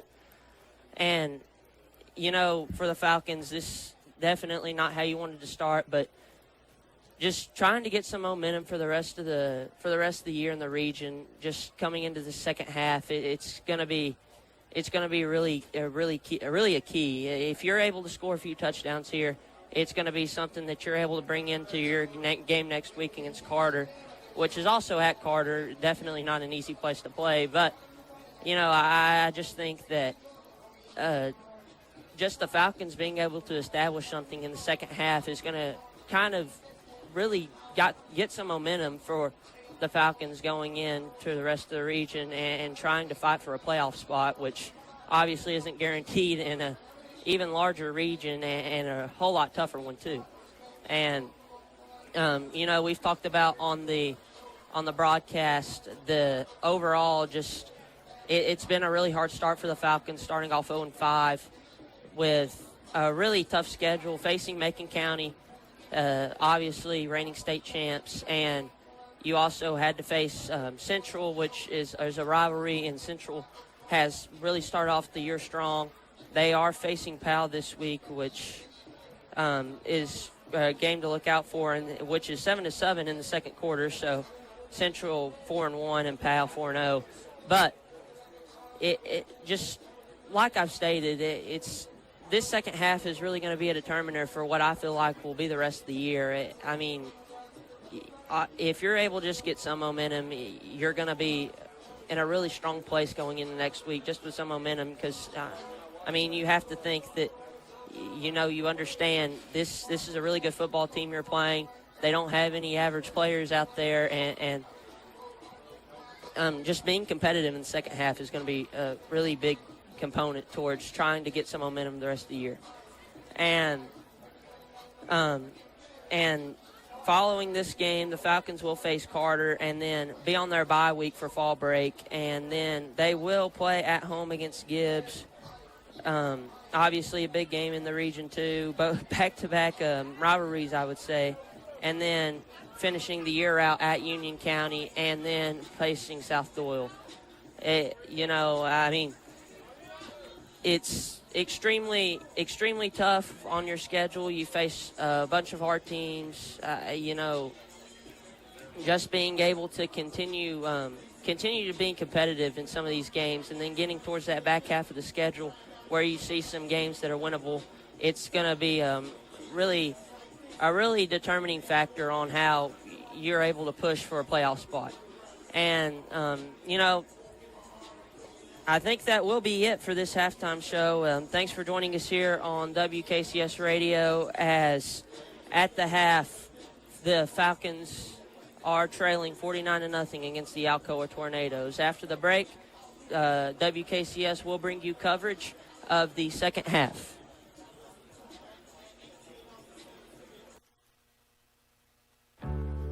Being a teenager is tough. There's the constant pressure to be liked. Endless worrying about college. Cyberbullying, high expectations, all the negativity. There's no question. Being a teenager is tough. And what do Tennessee's teens do when they want to block out the noise and clear their heads? We play! Yeah! Research shows that teenagers who participate in high school sports have lower stress levels, more confidence, and greater self-esteem. And then there's the biggest benefit of all. High school sports are fun. Not just fun. They're a lot of fun. Encourage your teenagers to participate in a sport or activity when they go to high school. They'll stress less and smile more. And they'll be laying the foundation for a happier, healthier future. This message presented by the Tennessee Secondary School Athletic Association and the Tennessee Interscholastic Athletic Administrators Association. I can't believe we have to make this commercial. It's ridiculous. You'll think it's ridiculous too. Listen to this. This commercial is about, it's about parents being rude at high school athletic events. Ridiculous, right? It gets worse. Studies show more than 75% of new high school officials are quitting because of bad adult behavior. So now there's a shortage of refs here in Tennessee. in almost all sports. No officials means no more games.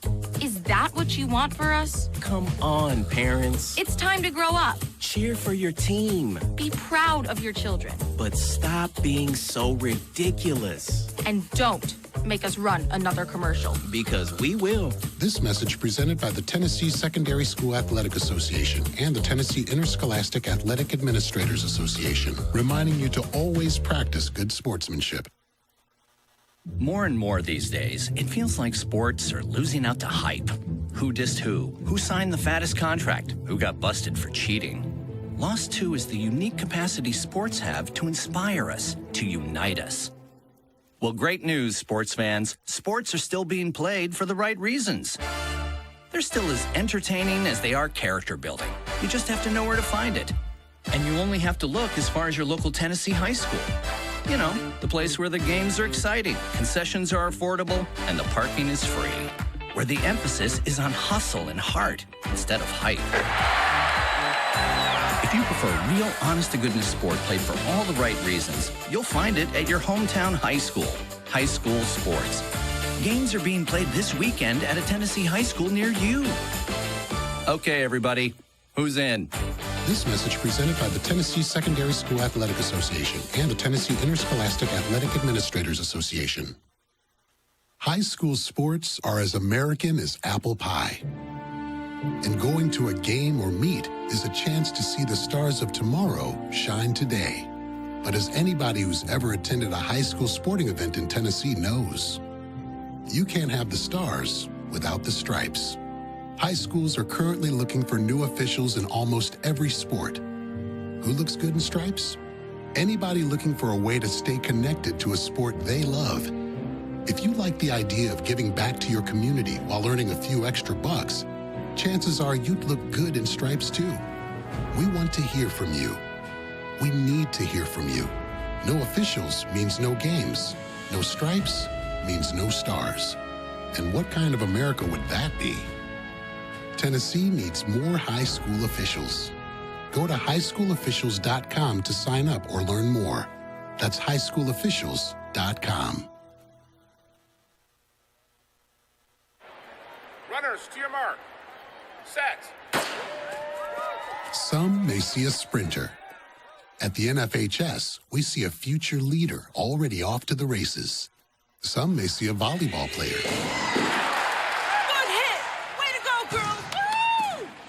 At the NFHS, we see a spike in confidence that will help her achieve her potential.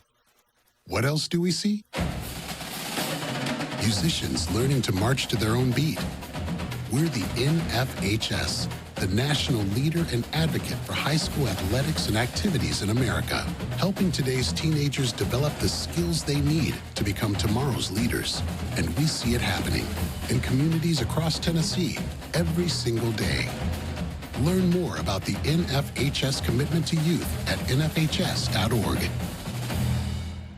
This message presented by the NFHS, the National Federation of State High School Associations.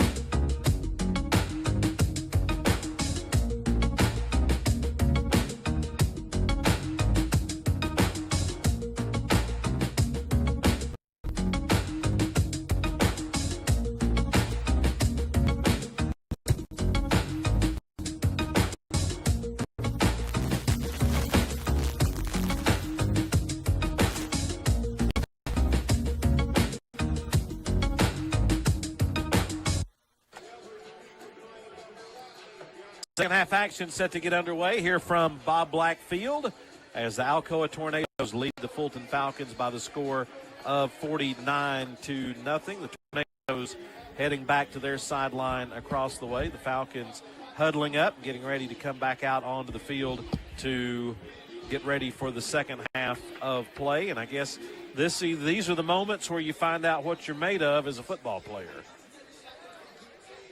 To see if you can come back and answer the bell down 49-0. The bell definitely rang in the first half. I can tell you that much. I don't know if we're going to be answering it, but. So the clock will be running here. We had some clock trouble just a moment ago. Maybe it'll run faster. Yep. And the best news for Fulton is that they won the toss and elected to receive, so that means Alcoa is going to get the ball first to open up the second half. And the Alcoa players down there look extremely excited about. It's a different perspective when you're ahead 49-0 versus when you're down 49-0. Yeah. Also, bright side, kickoff team finally getting a little bit of work tonight for the first time. Well, and I think the thing offensively for the Falcons is you've got to try to find a way to put some drives together and try to get the ball in the end zone. That's the thing. Burris has played relatively well, had that interception that was a tough one. But you got to get some things going and get some confidence even in the running game as well. 49-0 is their score, getting ready for the second half kickoff. And now to bring you the third quarter of action, here is Manny McNish. Thank you. And setting the kickoff is Douglas Bodegas for the Fulton Falcons.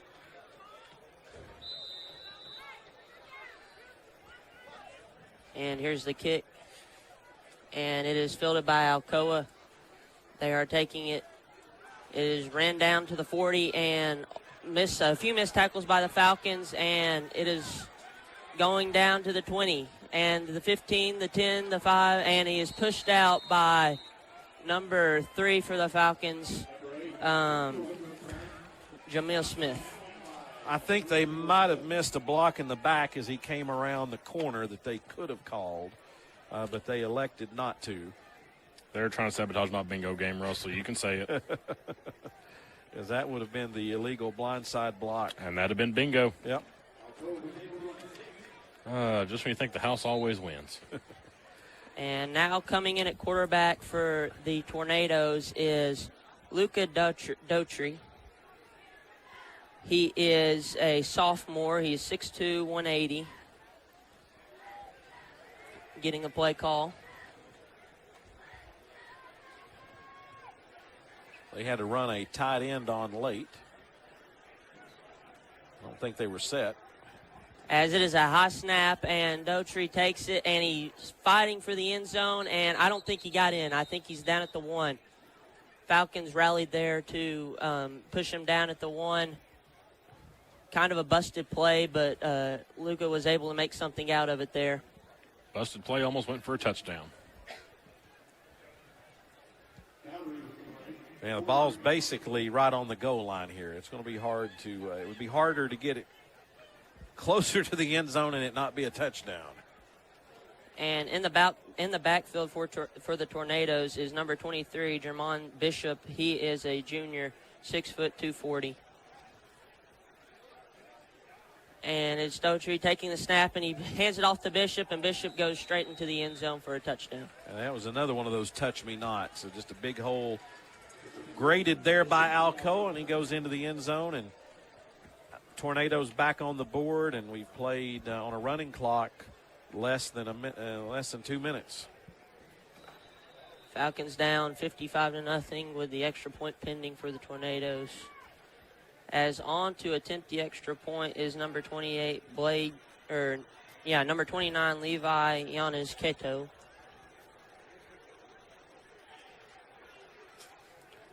And Alcoa has had a little difficulty getting the right personnel on the field as you're dealing with, new players in the game. As the kick is good.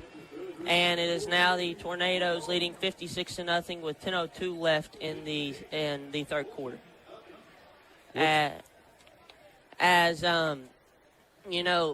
Tornadoes started off there with great field position, starting all the way down on the Falcons 6. It's just something that's ultimately kind of been the Achilles heel for the Falcons this year, just giving up easy field position. Yep, not a lot of warm-up there. Alcoa just out the gate ready to roll, and roll they did. Yep, and that's, again, that's their second team. Of course, that was the first kickoff return for Alcoa, some of their best players out there, so you knew that they were probably going to have a chance of making a good return. Yeah, and anybody that's played can tell you special teams is how you show off to get that starting spot, so you're always going to get 110% from the return guys. Well, and the thing about it is for Alcoa, these guys, these second-string guys, they're excited about their opportunity to play, and you know that they're really going to play well. And the kick is off by new quicker, number 96, Christian Posada, and the ball is returned and taken all the way down to the 34 by number. That's Jet. Yeah, Jet by Burge. Jet Burge, number 28 for the Falcons. First action he's seen on kickoff so far. Really the first action anybody's seen on the kickoff so far for the Falcons. Yeah. Only one return for the Falcons in the first half. Yeah, that one was a big return by Jameel Smith. Yeah, and it just seemed like getting the offense going is kind of put onto the special teams. As Burris is back again to play quarterback, and he dumps it off to Womble, and Womble takes it down to the 40, and he will be stopped there. Yeah, good little first down draw there. Nice open field tackle by Carson Murphy of Alcoa to not let Womble get any more yardage up to the 40. And the Falcons going with some tempo here, trying to get the Tornadoes to jump off sides, get what would be a first down with an offsides penalty. I wouldn't be surprised if you go for the hard count again here. As Burris takes a snap, play action, and Burris keeps it, but is taken down by number 14, the quarterback for the Tornadoes, Daughtry. Well, that's I think that was a miscommunication because I think Burris turned the wrong way from where the running back was. Yeah, that was the fake left go right, except he faked left and never. Yeah. Just miscommunication and self-inflicted wounds there. 3rd and 6 for the Falcons, down 56-0 with 7:44 left in the third quarter. As the snap is taken and handed off to Womble, and he is stopped at the 44. About a yard to go. It'll be interesting to see if they decide to go for it here. I don't imagine you have too much to lose. Yeah, Alcoa showed that they can score from anywhere on the field, so Fulton's going to go for it. Going for it on 4th down, 4th and 1. Burris trying to get the Tornadoes to jump off sides with a hard count. He's giving the play to his lineman, and he takes a snap. He gives it to Womble, and Womble is able to inch forward for a first down at the 46. Yard to gain was at the 45.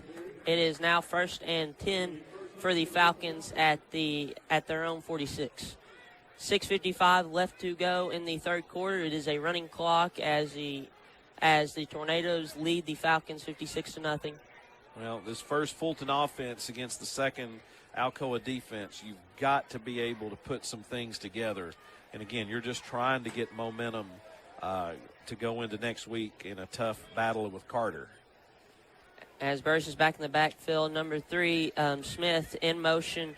It is a pass to the left side, and Burris throws it to, I believe that is number 16, Lyons. And Lyons with a big gain there for about 16 yards, I believe, and he is able to get the first down at the Tornadoes 37. Yeah, Noah's been pretty tough this year on those crossing routes, and he made a nice catch in traffic in order to keep move the chains for the Falcons. Yep, line drop there on the catch and run, flipping the field, putting Fulton on the plus side.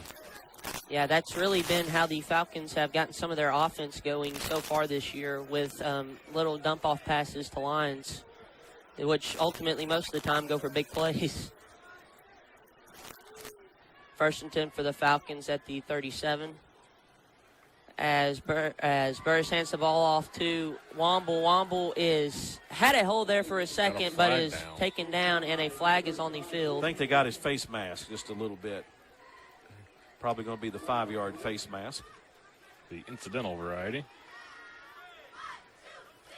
The hand got on there for just a second and then bounced right off. We're waiting for the signal. And they're walking it off, and it is a face mask. Against Alcoa, move it to the 30. As it will remain first down, and it is now a 1st and 30 after the face mask penalty. The ball is on the Tornadoes 30. You can go a long time and not have 1st and 3. You got to love those 5-yard spot fouls. Burris back to take a snap at quarterback. With Smith in motion, and he goes to hand it off, and that play just kind of got blown up there. Well, and we dropped the football. Oh, yeah, and it was a fumble.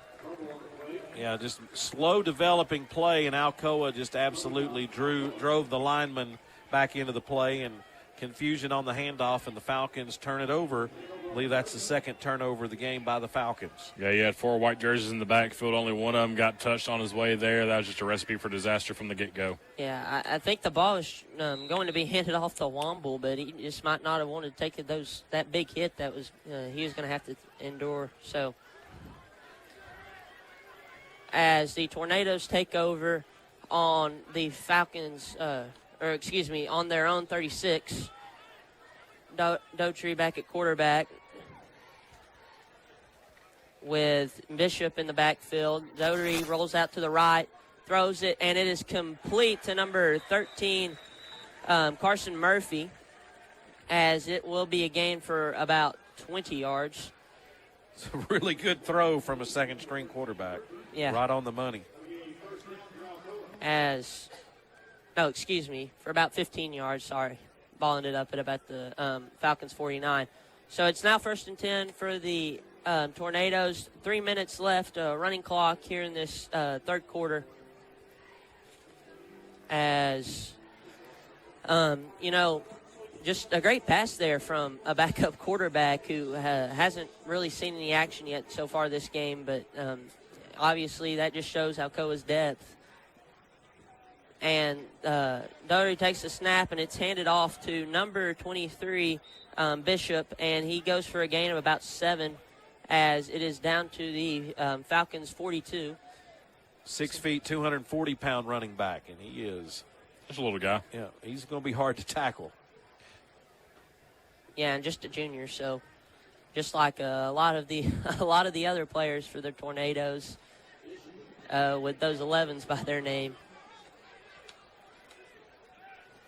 Well, and we were kind of hinting at this. I don't know when Alcoa is not going to win a state championship. Right. Like that's going to be it's with the talent level they have. I mean, it's going to be at least 4 or 5 more years. There goes Daughtry on the rollout to the left, and it looks like he's trying to complete a screen pass to number 28, Blade Burgess, but ultimately was not able to complete it. It kind of just looked like Burgess didn't really even look at the football. As that pass is incomplete, it's 3rd and 3 with a minute and a half left in the third quarter. Be interesting to see what the Tornadoes do here. Yeah, right there on the screen, offensive line, you got to give it a good 1,000, 2,000 before you release. You can't just give them a chip shot. You've got to let that route develop a little bit in the backfield. As 28, Burgess is in the backfield. Daughtry to take the snap at quarterback. And Daughtry faked the handoff, and he's able to keep it and go for a gain of about 5, and that is a first down for the Tornadoes with about a minute left in this third quarter. As the ball is now on the Falcons 36. Tornadoes driving here with at the end of the third quarter.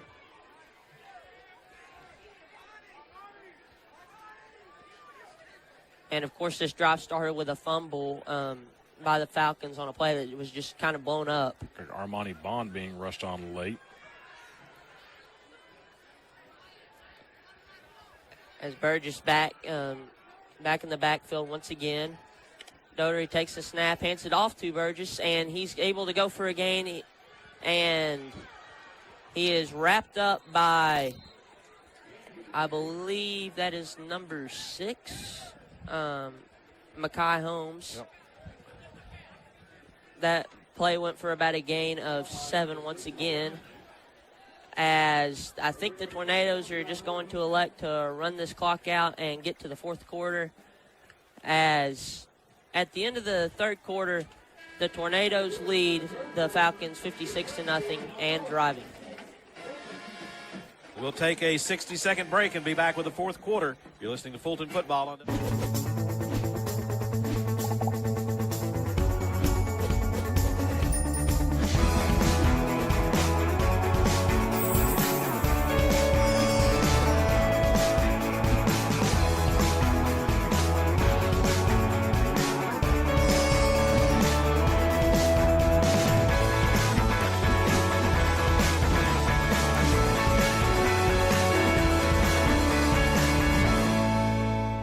A game without a crowd is just a scrimmage. A performance without an audience is just a rehearsal. Without your presence, high school sports and the performing arts aren't possible. Ensure that these essential extracurricular activities continue to enrich the lives of students in Tennessee. Purchase a ticket to your local high school's game or performance. This message presented by the TSSAA.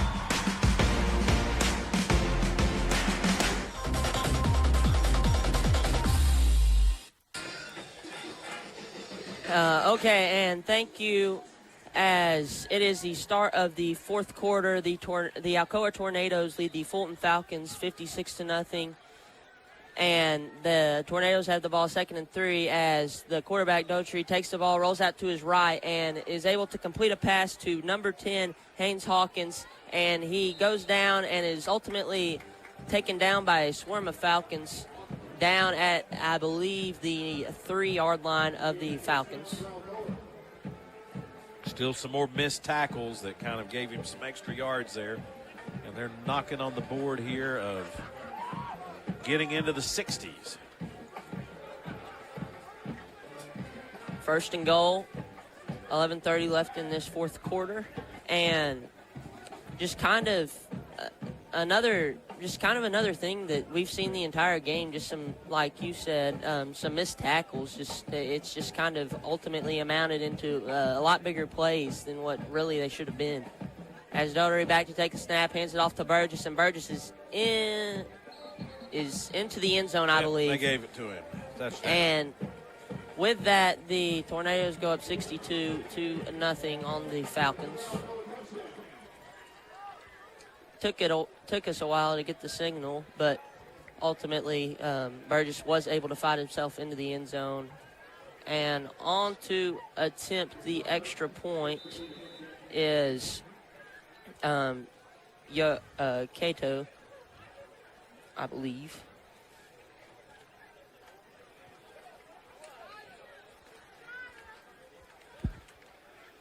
As the extra point is good. And that makes it 63 for the Tornadoes. Just kind of a sight that we've seen the Tornadoes do to their opponents a lot this year.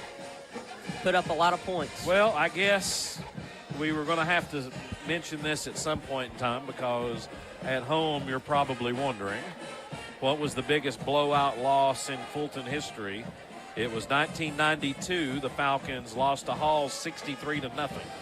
Here at Bob Black Field, a game I remember very well.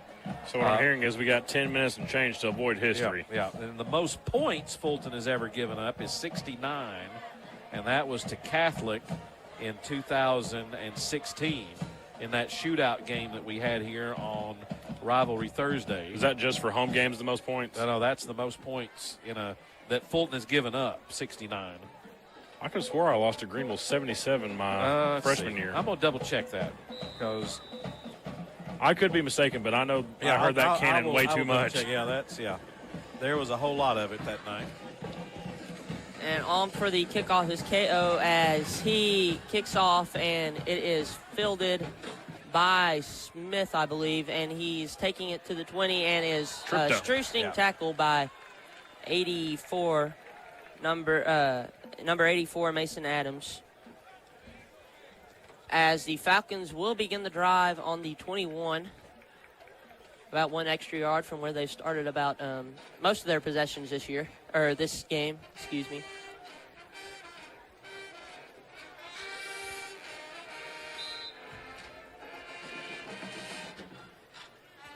As Burris is back in at quarterback.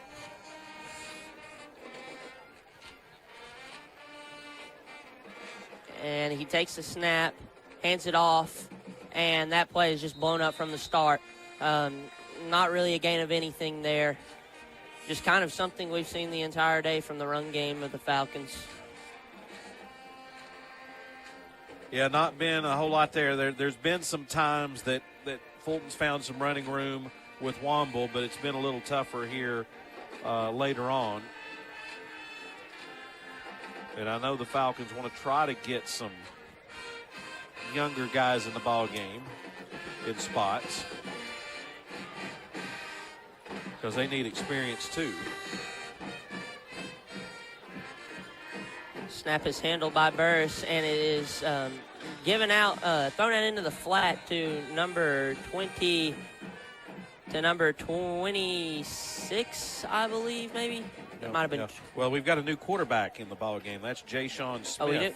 Sorry. Yeah, no, that's he slipped in there. Yeah, Jay-Sean Smith. And I believe that is the 5th different Falcon that's completed a pass this year. Yeah. Not. With the pass by Smith.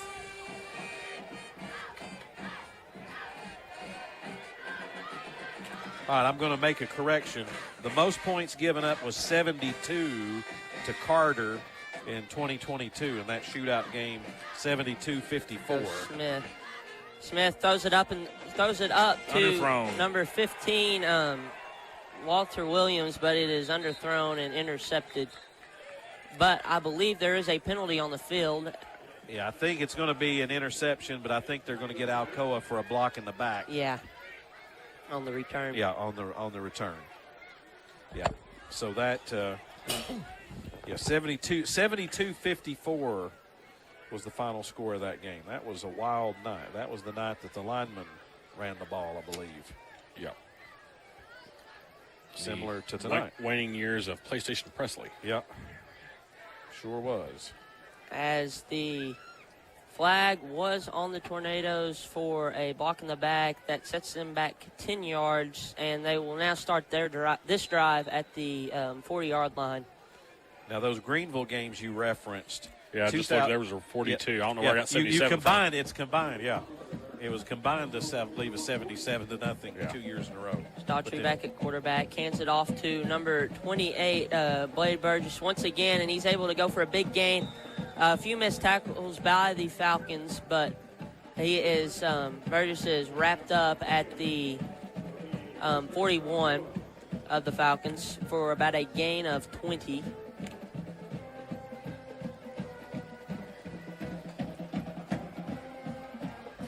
As it is 1st and 10 for the Tornadoes, 5:30 left in this game. Tornadoes lead 63-0. Daughtry getting the play call from his coach. And, excuse me, on that last run, I think it might have been Bishop. Maybe Burgess. And Burgess, once again, takes the ball for a gain of 6 on the handoff.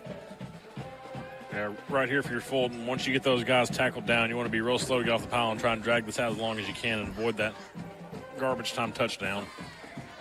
I believe the tackle there for the Falcons was by Michael Woody.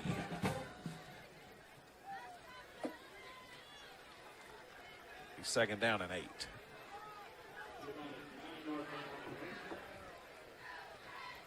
Second and 2 for the Tornadoes. Taking their time here.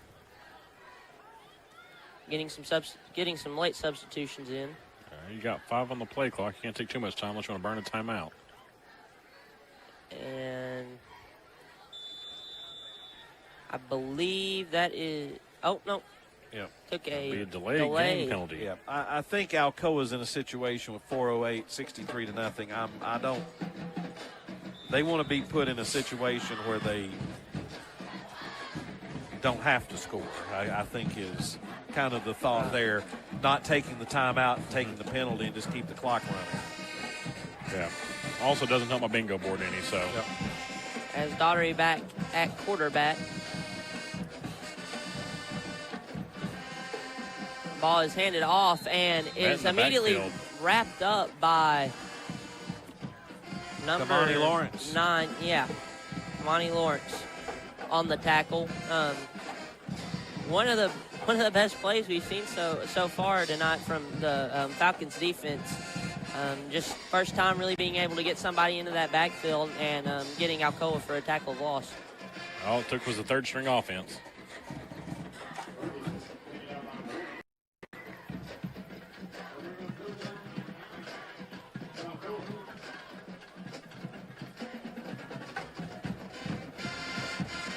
Two receivers lined up to the near side, and the ball is handed off to number 29. He's off to the races. Yep. And he's down to the 20-10-5, and he's ultimately pushed out by the Falcons. I think he was pushed out by number 27, Brody McNair. And little words there at the end, a little shove. And around the 2. On that carry was Parker Lee. Yeah, a little cutback got him the yards there. Ball now at the Falcons 2 with 2.5 minutes left to go in this game. Yeah, they're about in their territory that they could just take 4 knees and salt it away. Be close. Yeah, again, I think Alcoa would like to not be put in a situation where they have to score here. And they're taking their time as the quarterback is all the way over there on the sideline. Still 25 seconds on the play clock, 2 minutes left in the ball game.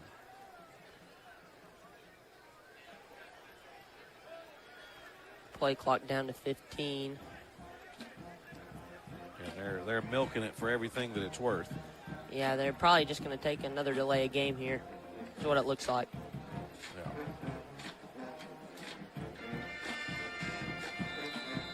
And that's exactly what they're going to do. Well, not been a great night in Falcon country. No, but that's a better look than onside kicking with 5 seconds left in the game. True. I'll throw all the shade I want. I don't care. I'm here for my volunteer work. Well, and I think the situation is the community needs to rally and be in support of this football program, or there may be more nights like this. And it's very disappointing to look at the crowd. We've seen some pictures, very disappointing. As Daugherty just going to take a knee there, and maybe one more knee, but that will probably do it for the game. Yeah, if you're not willing to get involved and help at some level, it's going to be a tough road ahead for the Falcons.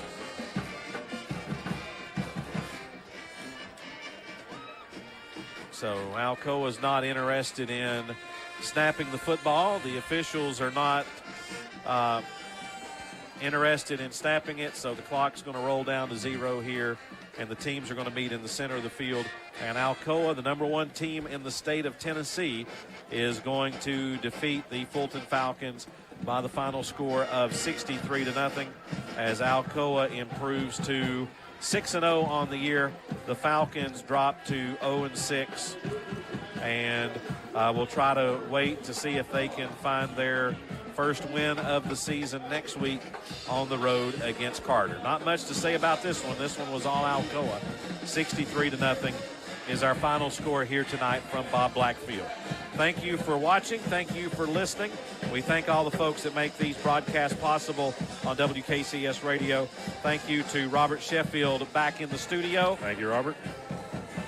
The voices you heard on the broadcast, Parker Hall, and an outstanding job tonight by Manny McNish. Great job, second half play-by-play.